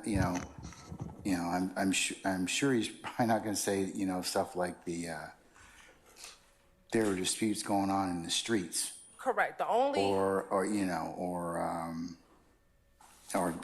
talk about stuff like that, because that certainly would be hearsay. Do you have something in particular that you've kind of distilled out that he's going to testify to? specifically, Your Honor, so he's going to talk about a number of things, not statements, but his understanding of different relationships, because I think that's the foundation to get to these statements. The specific statements that we listed that would be hearsay would be the conversation he had with his son. I believe it was. Okay, hold on. But let's back up for a second. You have him talk about relationships. What relationships you have him talk about? Sure, and I can pull it up, Your Honor. And then my next question is, does he have personal relationships or does he have a basis or foundation to talk about those? Yes, he does. So he's going to talk about his son. He's going to talk about his son. And his other children, because that is important. So Mr. Donovan Thomas has 5 children. What about his other children that's important and relevant for this analysis? So let me start with Donovan and Dontavius and Marquavius Curtis. Marquavius Curtis is also known as Greedy. He is a member of If Gang. Greedy shares a mother with Kelvin Watts, which is also known as Shell Kel. These are individuals that the state's theories that YSL has issues with. They are part of If Gang, Bird Gang. He also has a daughter by the name of Sequoia Cade. What's her name? Sequoia. How do you spell that? S-E- That's for Miss Weaver. Sequoia. And last name Cade. Cave? Cade. Yes, ma'am. She has a child with Kelvin Treadwell, also known as OG Bentley. You've heard testimony about him as he was a part of the incident with Dexter Montgomery, the shooting in 2015, on April 12th of 2015. Okay, so he can testify about this relationships with his children. Correct. Okay. Then all right. he's going to Why wouldn't that be cumulative already? Because we've heard that, remember? You haven't heard it with clarity. If we're talking about Miss Edmonds. Clarity. I remembered it. So why wouldn't it be cumulative? I'm just asking because I'm sure Mr. Steele's going to ask you that same question in just a second. He's going to say it's cumulative of things that we've already testified to. So what's distinguishing about this? Because when I heard what I believe some of the testimony that came out last week with Miss Edmond, that was not clear. I believe that there was a thought that Kelvin and Donovan were actually brothers. They are not. They share a brother. But you all, through your examination, distinguished and pulled that out and clarified it. So it was not, Your Honor. It was not distinguished that they are not actually blood related. No, well, you all being the state asked a lot of clarification questions because it was kind of confusing to begin with, and you all kind of bared that out. So I mean, that's from my memory of just listening to the testimony. So what's still kind of I would say unclear at this point. So in addition to that, I think the state and the court sees that clarity of their relationship differently, but if the court believes that it was clear, we can move on. The next portion of that is Donovan Thomas, his aspect of the music industry, what he was doing in the music industry, the fact that he had his own entertainment label, that testimony has not come out. Okay, that hasn't come out yet. I would agree with that. In terms of so his dad's gonna testify about I guess the development of his business and what he was doing? Correct. That Okay. under his label was his brother initially, which was Greedy. Okay, Also about certain individuals, Gervin Fly Henry. who, I'm sorry? Gervin Fly Henry. Gervin? Gervin, Girvin. Okay, Henry, who is the owner of TIG Records. The father has knowledge of the beginning of that relationship, how that relationship started, when that relationship started, what Mr. Donovan's role was as far as securing artists for that label. Specifically, he brought Rayshawn Bennett to TIG Records. That's the person also known as Lucci. So Okay. that testimony has not come out yet. no, okay, all right. In addition to that, Your Honor, he can talk more specifically about his son's relationship with DeQuantes Lamar. DeQuantes? DeQuantes Lamar, DeQuantes, also known as Rich Homie Quan.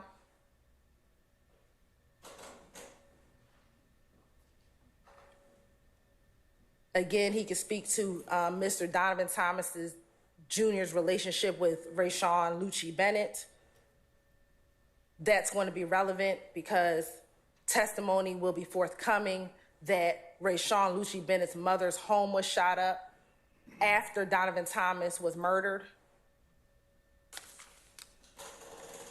Mr. Donovan Thomas can also speak about, again, the relationship between Donovan Thomas Jr. and Mr. Jeffery Williams from his observations.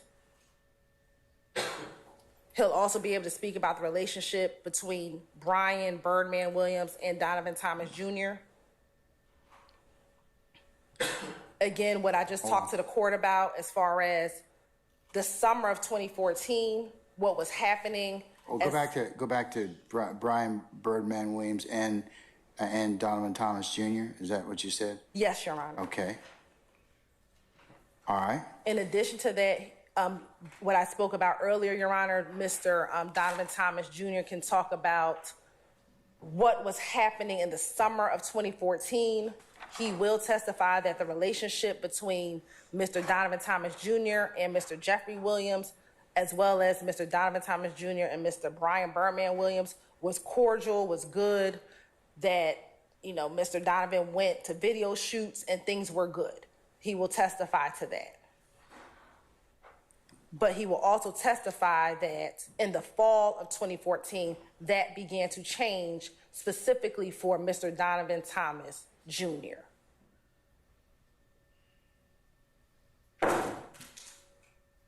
Okay. And then that is, again, the conversation that I am speaking of, the hearsay conversation.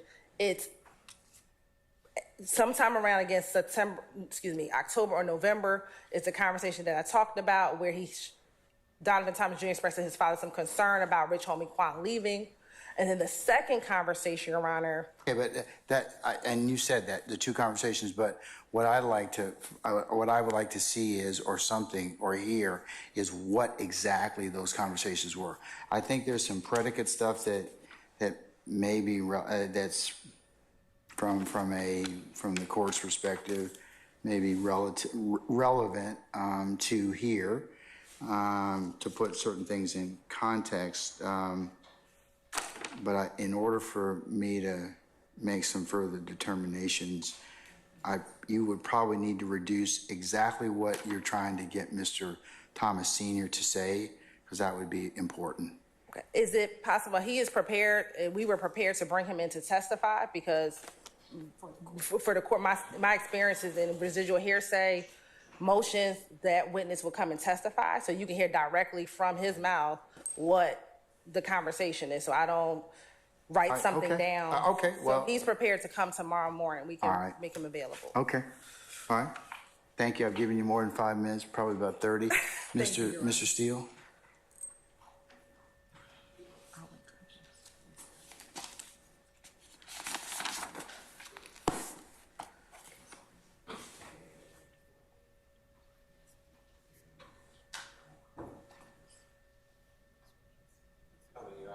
That's okay. Take your time, sir.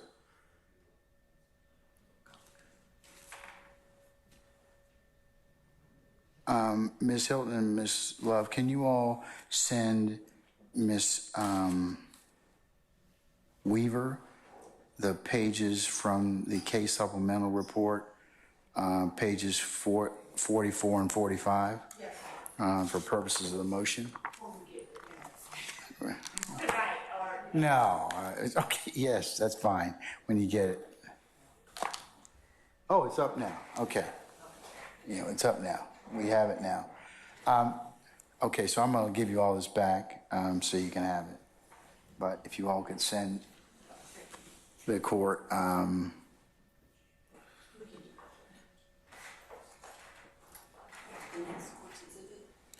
yes, please make it the next court's exhibit, Christina, thank you.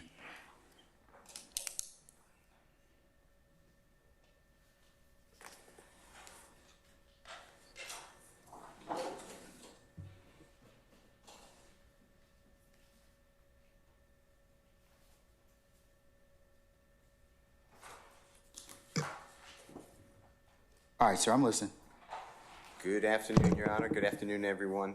Your Honor, I ask you to not permit any statements under OCGA Section 24-8-807 for the following 4 reasons. First of all, the notice itself is late. I don't have any, I'm going to hear for the first time, when you hear for the first time, I guess tomorrow, what the exact statements are.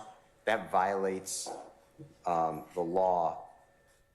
And that is cited. And I put all this in my motion or response from Mr. Williams. Do you have a copy of that, sir? I could email it to you if I don't have a hard copy. Let me see if you emailed it to all of us? Yes, on Friday, this past Friday.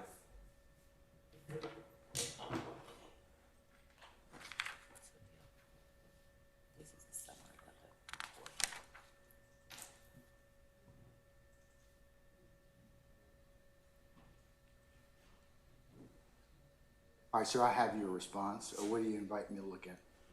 Well, the first paragraph, in paragraph 2 actually, cites Carter and Brooks. And OCGA Section 24-8-807, Georgia courts have adopted the 11th Circuit, and they call it the last resort. That's a quote-unquote attempt by a party to introduce hearsay evidence and should be used, and this is a quote from the cases, very rarely, and only in exceptional circumstances, and only when there exists certain exceptional guarantees of trustworthiness and high degrees of probativeness and necessity. So I don't believe that in this case, the state can meet that requirement. In addition to that, in paragraph 3, Your Honor, under Snyderman, S-N-E-I-D-E-R-M-A-N versus state, that's 336 Georgia Appeal 153, that's in footnote 7. 784 Southeast 2D 18, it's all in my motion, my response, 2016. It was overruled on other grounds. But specifically, the state should have given this notice before trial. They did not. And they're supposed to give exactly what you're asking for now. What are the statements? They did not do that. They never said before their Thursday filing of last week that they're seeking to admit this, these statements under 24-8-807. So that has been violated. The next one is the statute itself. It's in paragraph 4. OCGA section 24-8-807 requires, among other portions of the test, that the hearsay statement is more probative on the point for which is offered than any other evidence which the proponent can procure through other reasonable efforts. The proponent in this case is the state of Georgia. And Your Honor, the way I understood what you were just told, we're talking about that Rich Homie Quan was trying to be led away from TGI Studios, record label, to go over to Cash Money Record. TGI Studios is owned by a gentleman, as the Honorable Ms. Hilton said, named Girvin, G-I-R-V-E-N, may be wrong, Henry, like the King Henry. He's on the state's witness list. He's available. They gave me a phone number for him. Rich Homie Quan is named Mr. Lamar. DeQuantis Lamar is spelled earlier. He's on the state's witness list for this series of witnesses. Mr. Brian Birdman Williams is on the state's witness list.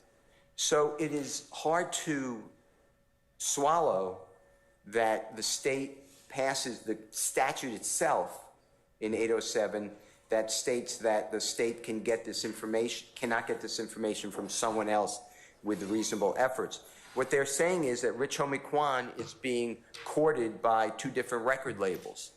Well, they have the record label people right here and Rich Homie Quan, or excuse me, Mr. Lamar, his performer known as Rich Homie Quan. So I ask you for all of that, for all those reasons so far, to deny their motion. In addition, they wanted to explain about a relationship between, through hearsay, between Donovan Thomas Jr., God forbid, deceased, and Rashawn Bennett. Rashawn Bennett is on the state's witness list. He already pled guilty in another case in this courthouse, and there's no reason that he can't be a witness in this case. So again, the state has other reasonable alternatives through reasonable efforts. And then, Your Honor, it's paragraph 5 is what they put forth, they being the state of Georgia, in the Thursday late notice. And they say what the supposed statements are, and they really don't give very good statements. So I guess tomorrow is going to be the real notice, so I'm objecting to the late notice. Then, in paragraph 6 of our response, Your Honor, Mr. Williams' response, this is a new case. It was decided May 15, 2024, but it's not new law, but it just happened to be here, and it's Hall, H-A-L-L versus State, and I cited it. It's too new, so the case number is A is in Elisa Alpha Appeal, 24A is in Elisa Alpha Appeal 0568, and it was decided May 15, 2024.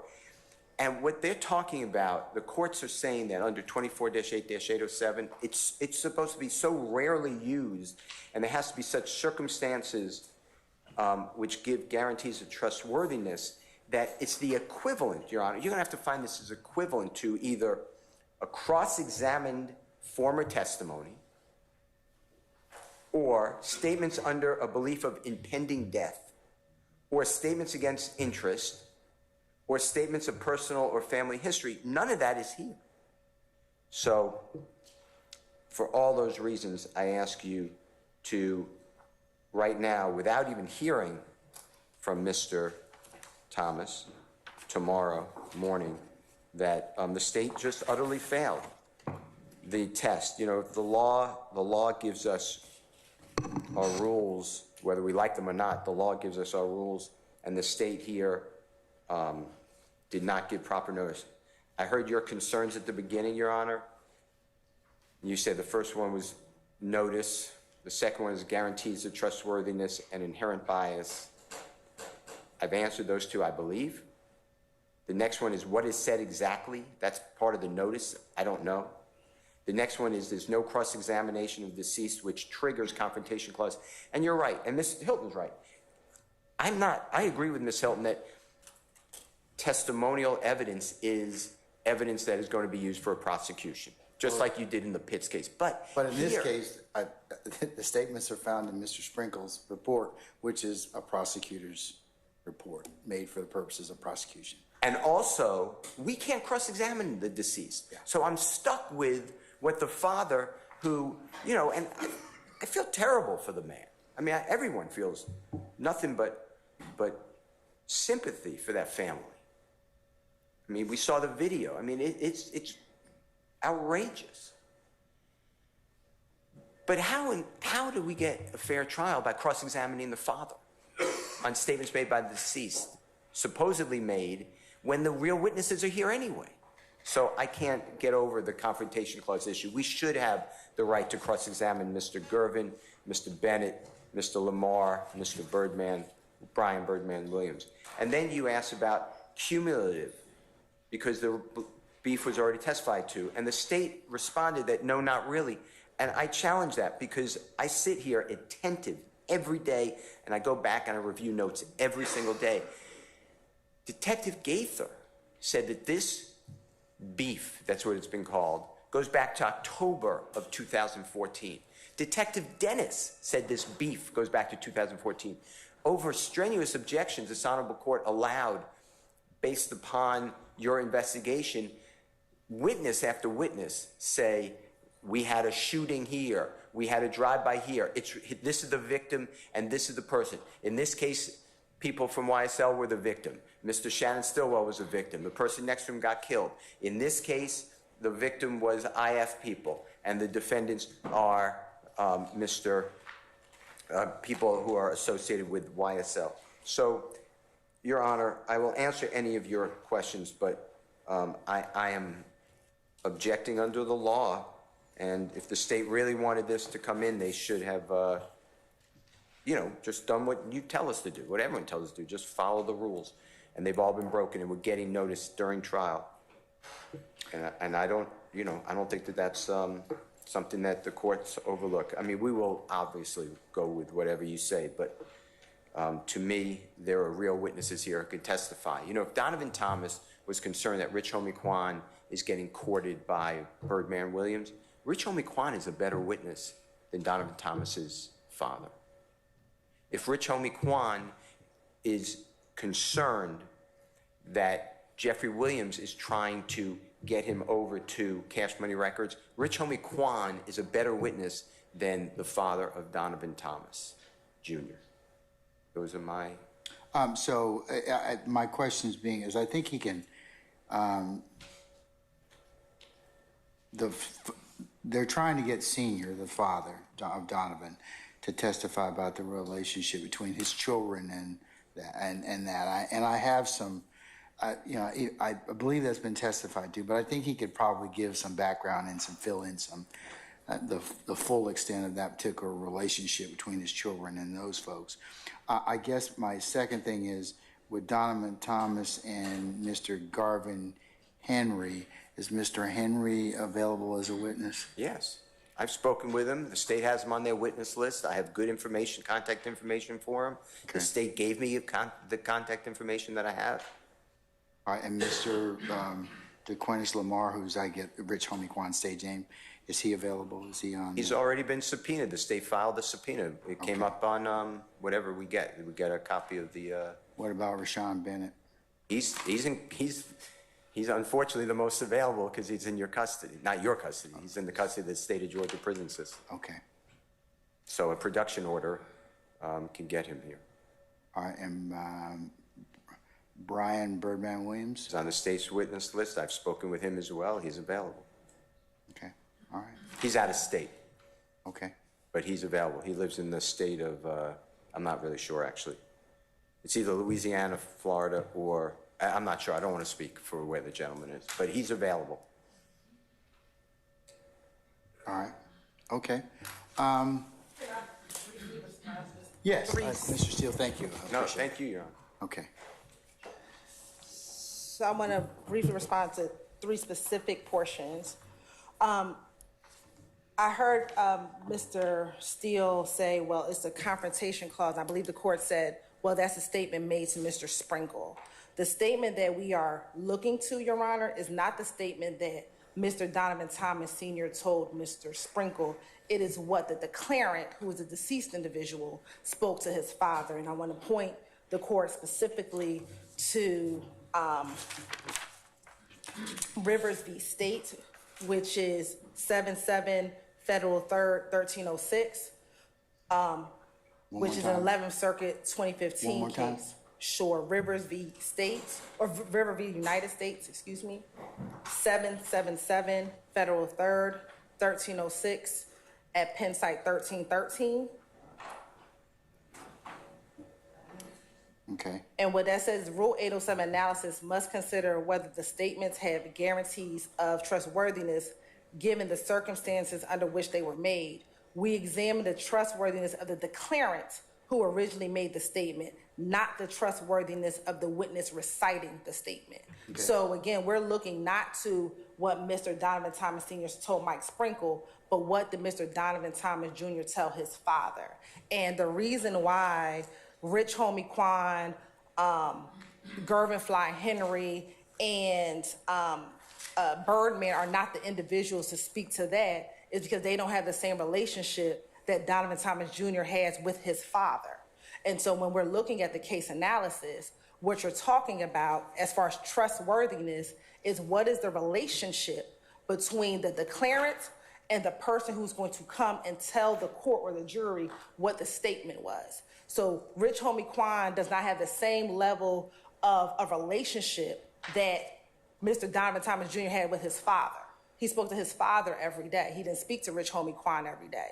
He spoke to his father every day. He didn't speak to Gervin Fly Henry every day. He didn't speak to Birdman every day. So when you're looking at determining the trustworthiness, it is the trustworthiness of who the declarant is speaking to.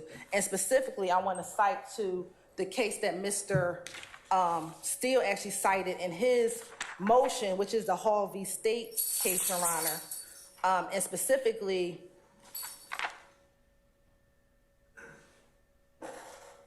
on pen site 15 of that particular opinion, there's two cases that the court cites. One is Ash v. State, which said that statements had sufficient guarantees of trustworthiness where the witness and declarant had a close relationship and talked to each other daily. That is the distinction as to why Birdman, Rich Homie Quan, Lucci, and Gervin Fly Henry cannot come in here to speak to the jury about what Donovan Thomas Jr. said to his father. They had a very different relationship, Your Honor. Those individuals could speak about their own relationship during this time with Jeffrey Williams. They could speak to their own relationship as it relates to, DeQuancy Lamar could talk about his own feelings about deciding where to go, but he cannot speak to what Donovan Thomas said about what Donovan Thomas thought in his conversation with his father. That I'm sure that the defense would object if we tried to bring in hearsay statements to Rich Homie Quan about Donovan Thomas Jr. And then second and finally, Your Honor, Mr. Steele just argued that there has been testimony about the beef between YSL and If Gang. That's very general. What we are talking about, again, is very specific, in which Mr. Williams, through his counsel, has asserted that in January 2015, Mr. Williams and Donovan Thomas had a very close relationship or were very friendly. This testimony, we believe, will show opposite of that in January 2015, they were not as close as as they have been purporting during their cross-examination of many of the state's witnesses.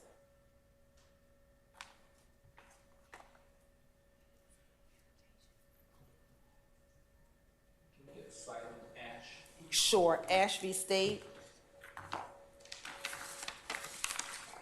I'm looking at Hall right now, so just give me. Okay.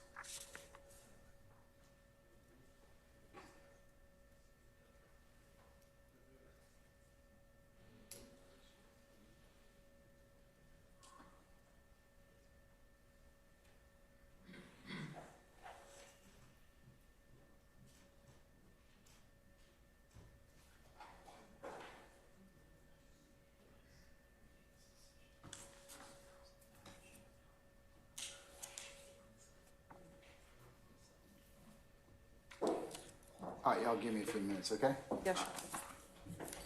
Just be in recess. It's a minute.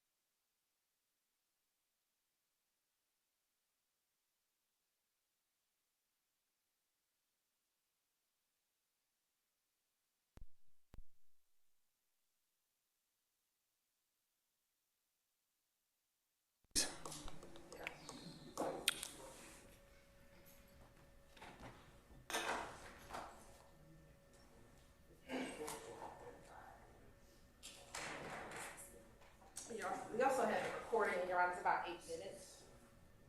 And I know this is a synopsis of it, but I think the actual part of the recording actually, I believe, is the actual statement.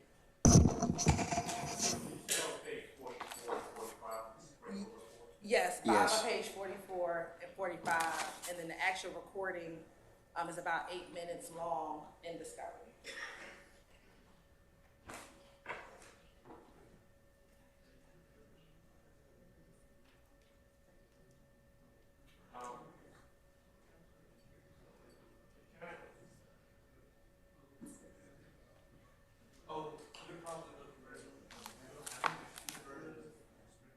You want to see which one I'm talking about?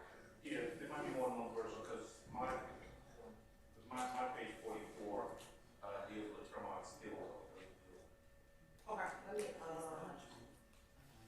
is yours 140 pages?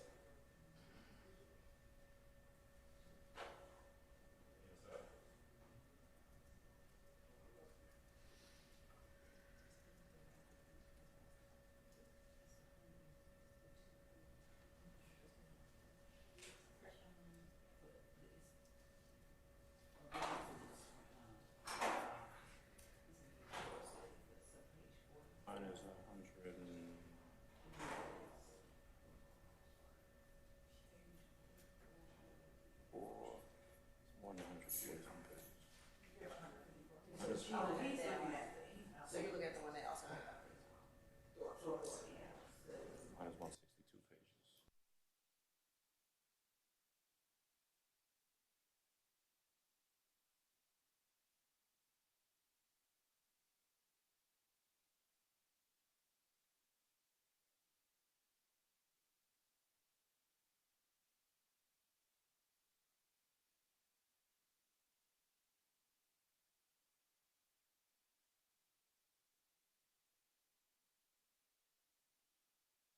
Search for.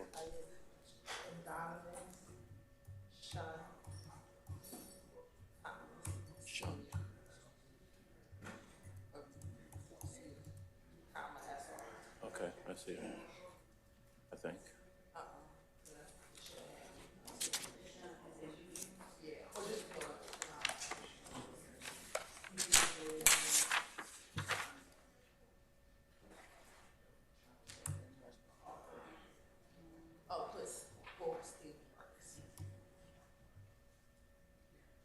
Okay, it's on page 61 for there.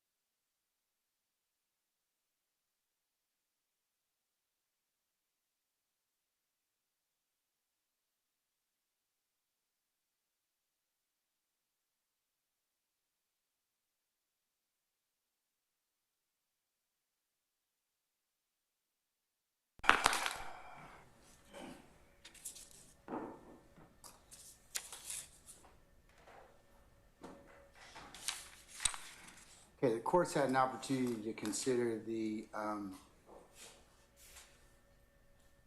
state's request to admit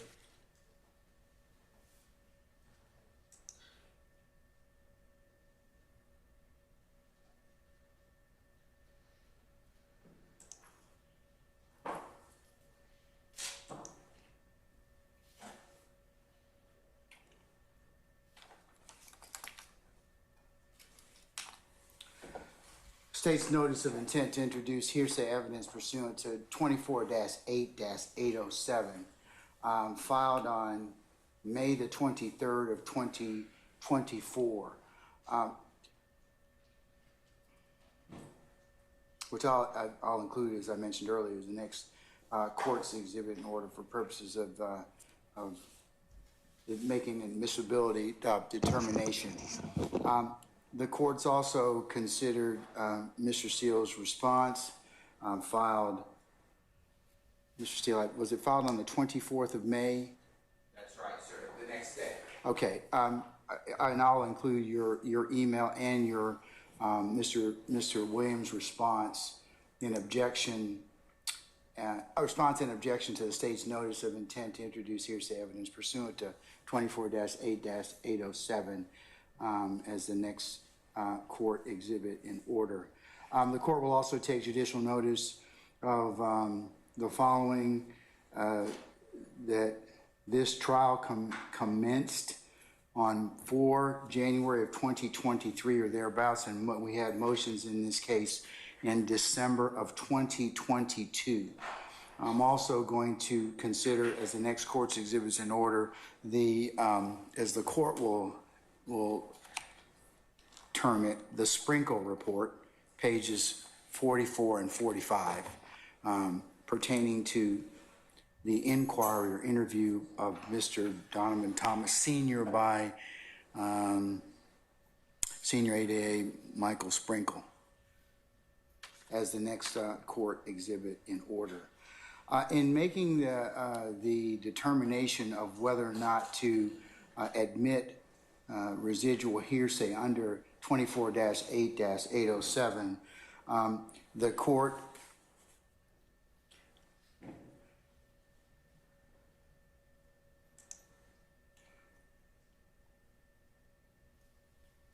has listened to the arguments of counsel, and in particular, since our Supreme Court, our Court of Appeals of Georgia has passed on the issue in Hall versus the state decided 15 May 2024, 2024 Westlaw 2173621 on the issue of the admissibility of residual hearsay.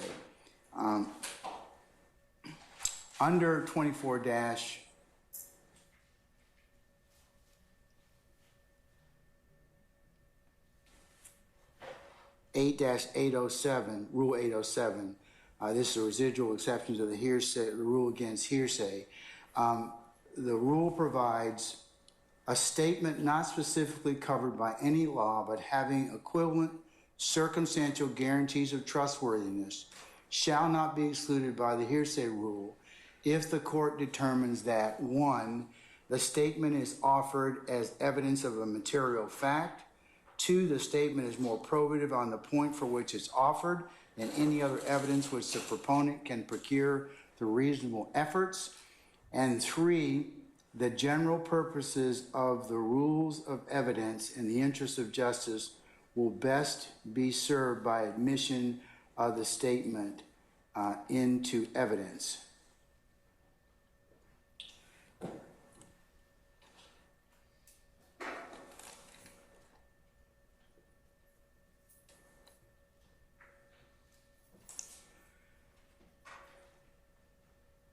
The statute also goes on to indicate, however, a statement may not be admitted under this code section unless the proponent of it makes known to the adverse party sufficient in advance of the trial or hearing to provide the adverse party with a fair opportunity to prepare to meet it, the proponent's intention to offer the statement, and the particulars of it, including the name and address of the declarant.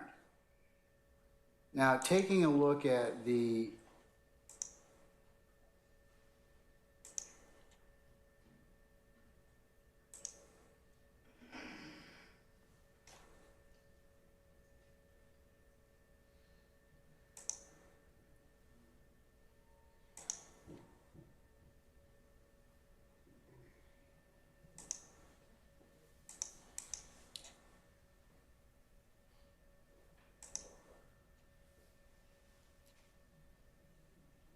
state's the state's notice of intent. This is what they indicate to the court and their colleagues that they would like to introduce. In pertinent part, and I quote, "Thus, the state intends to offer into evidence statements of the homicide victim, Donovan Thomas Jr., through his father, Donovan Thomas Sr. Donovan Thomas Sr. had a close relationship to his son prior to his untimely death in January of 2015. Donovan Thomas Jr. discussed with his father a potential conflict growing between an individual, DeQuantes, and that's DEQUANTES Lamar, Jeffery Williams, and Brian Birdman Williams. Mr. Thomas Sr. will discuss a few conversations in which Mr. Thomas Jr. expressed concern to his father that Mr. Lamar was going to leave his current record label and move to another record label. Mr. Thomas Jr. thought that the new record label was going to take advantage of Mr. Lamar, and he wanted to prevent that from happening. Additionally, Mr. Thomas Sr. will discuss his son distancing himself from Jeffery Williams and Brian Williams during the latter part of 2014. The state has also indicated that they wish to get into several groupings of conversations between Mr. Thomas Sr. and Mr. Thomas Jr., Mr. Thomas Jr. being the decedent. One is his children, and there are several groupings of children that we've heard involving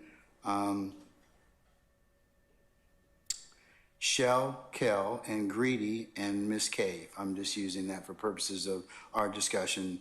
I want to make sure that I cover that at least in some pertinent part. The other areas are Donovan Thomas Jr. and Mr. Garvin Henry. Third grouping, Rich Homie Quan. Fourth grouping, LaShawn Lucci Bennett. Fifth grouping, Jeffery Williams. Sixth grouping, Brian Birdman Williams. And seventh grouping, the relationship or conversations, two pertinent conversations in the fall of 2014.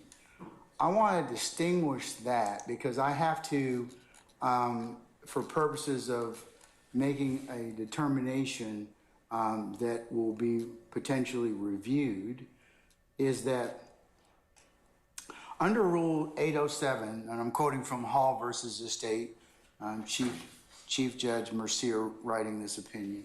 Under Rule 807, a trial court's decision to admit hearsay evidence is reviewed for abuse of discretion, Tanner versus the state, 301 Georgia 852, pinpoint 856. An appellate court should be particularly hesitant to overturn a trial court's admissibility ruling under the residual hearsay exception, absent a definite and firm conviction that the court made a clear error of judgment in the conclusion it reached upon weighing other relevant factors. And the relevant factors of the three factors of that the court entered, I talked about earlier. The statement is offered as evidence of material fact. The statement is more probative on the point on which is offered than any other evidence which the proponent can produce through reasonable efforts. And three, the general purposes of rules of evidence in the interest of justice will best be served by admission of the statement into evidence. And that's Thompson versus the state, 302 Georgia 533.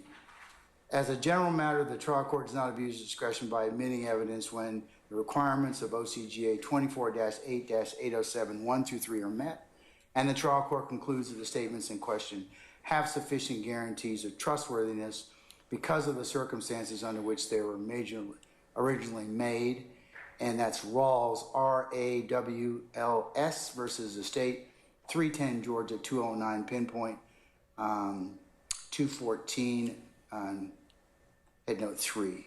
Factors to be considered with regard to the admissibility of these statements include a consideration of the trustworthiness of the original declarant, given the circumstances in which they were first made, and whether the guarantees of trustworthiness exist that are equivalent in significance to the specific hearsay exceptions enumerated in Federal Rules of Evidence 803 and 804.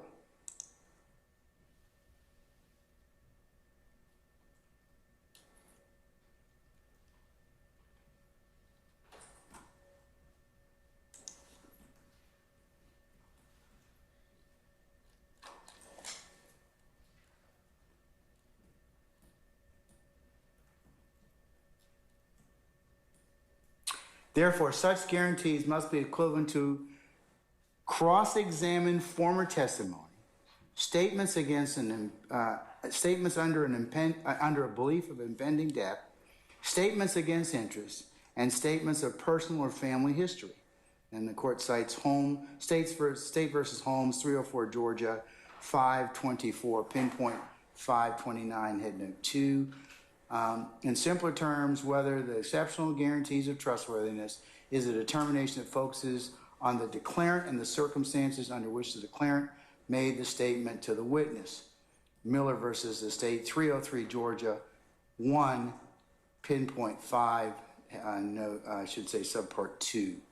Finally, a trial court should consider the totality of the circumstances in determining whether to admit evidence pursuant to OCGA 24-8-807 Reyes, and that's R-E-Y-E-S versus the state, 309 Georgia 660 pinpoint 668 note 2. Now in Hall, there were a series of text messages provided information regarding the state of Hall's relationship with Hunt just prior to her death.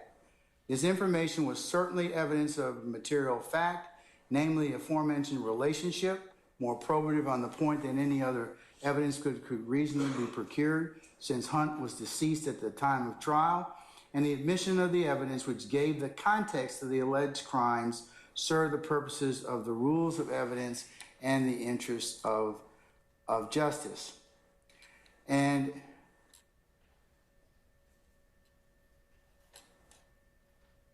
And contrary to Hall's main contention on appeal, the trial court did not abuse its discretion by finding these particular texts between Hunt and Ashby contained sufficient guarantees of trustworthiness.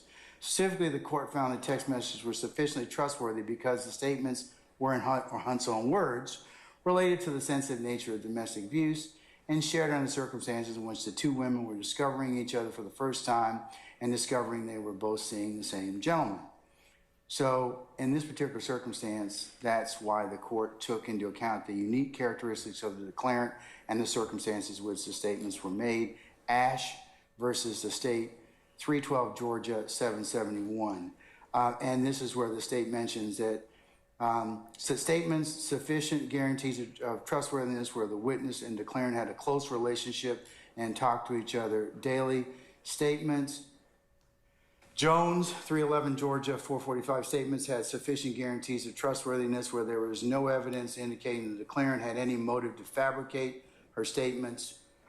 Tanner versus the state, 301 Georgia 852, statements had sufficient guarantees of trustworthiness where the witness and declarant had a close relationship and declarant had no apparent reason to lie, and the statements were consistent with other evidence. In our case, things are a little different, and this is what I'm going to make the distinguishing factors are. Text messages are very distinct. The state's proffer to include the Sprinkle report, pages 45 and 46, as well as the state's proffer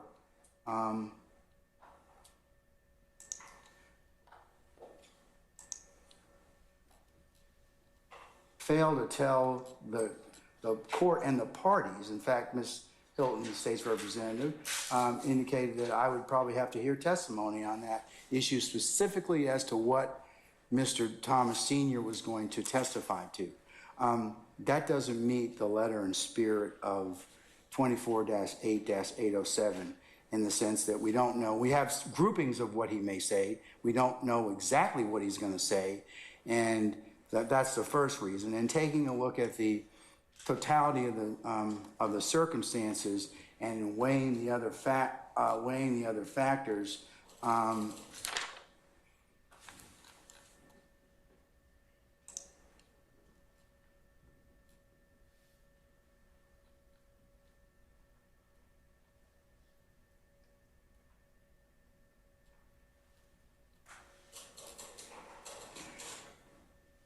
we don't really have what we're asking Mr. Thomas Sr. to recall statements that are 10 years old. He made these statements in 2014. It is 2024. Unlike Hall, where you've got text messages which you can see what the decedent or the declarant was actually saying, we don't have that benefit.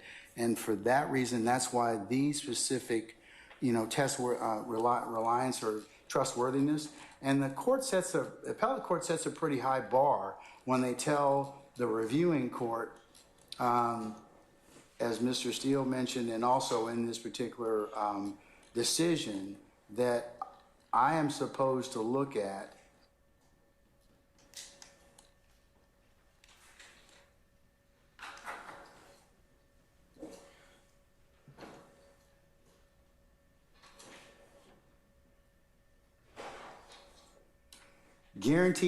such guarantees must be equivalent to cross-examined former testimony, statements of a pending belief of a belief of impending death, statements against interest, and statements of statements of personal and family history. That's pretty high in terms of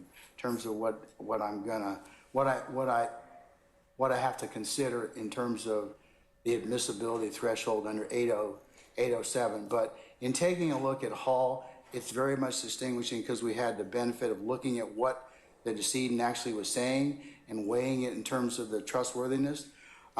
In this particular circumstance, the court does not find that it has the same guarantees of trustworthiness. So I'm going to grant the defense's motion to exclude these statements under 807. However, and let me make that very clear. I'm not gonna permit the conversations about the two relationships and the two conversations in the fall of 2014. You can talk about his children. He can certainly clarify the relationships between Marquavius Greedy, Shellkel, and Sequoia Cove. Certainly those would be probably relevant, but the other ones in terms of Mr. Donovan Thomas, Garvin Henry, Rich Homie Kwan, LaShawn Lucci Bennett, Jeffrey Williams, Brian Birdman Williams would not be admissible at this point in time. But however, if you can lay foundation as to the relationship of his children, I certainly think that would be relevant and material. That's not saying as well, as was mentioned earlier, if the state decides to call with the exception of Mr. Jeffrey Williams, the other parties in this particular case for their relationships that may or may not be relevant, you certainly may. I'm not in any way telling you cannot call those particular witnesses for other purposes. Mr. Steele, I'll have you, if you would please do a suitable order for my signature, send that to your colleagues from the state, please. Thank you. Can I get clarity? Is it just that Mr. Donovan Thomas cannot speak about what his son told him, but he can speak about his own observations? Because hearsay is what someone said. So I want to be clear that Donovan Thomas Sr. cannot speak about what his son told him, but if he has his own personal observation from what he saw, but you'd have to lay a foundation as to that. Sure, correct. But, But I'd say you tread carefully, okay? I won't have him talk about anything that anyone said, but I believe he can talk about his own personal He observations. certainly can testify about that, as long as you lay a predicate and a foundation about that. Sure. Certainly, that would certainly not be under the realm of impossibilities, okay? Thank you, Your Honor. All right, anything else, folks? Yes, Your Honor, just real briefly on that topic. No, just no. Okay, stop talking. 30 seconds. Stop talking. No, what does he want to tell me? I'll be very brief. I know that the state indicated that they wanted to talk about the family relationship or the children or something of that nature. I'm just a little concerned about how that might impasse the victim impact issue with respect to what's relevant regarding the issues at hand versus background with respect to relationships. So If they don't talk about the feelings of loss or anything like that, but I think that they want to get into because remember when we were, Ms. Hilton was talking about earlier, we had another witness talk about whose child was who and what that needed, and that I mean, they eventually clarified it, but I think that would probably be okay to explain what relationships that, if he can, Mr. Donald Thomas Sr., but as long as he doesn't testify about the loss of his child and violate victim impact, yes, I think that would be appropriate. thank you, Your Honor. Okay? Anybody else? Mr. Steele, have I ruled completely on your motion? Yes. Okay. All right, sir, if you could just have a written response within about a week, is that fine? Yes, sir. Okay. All right.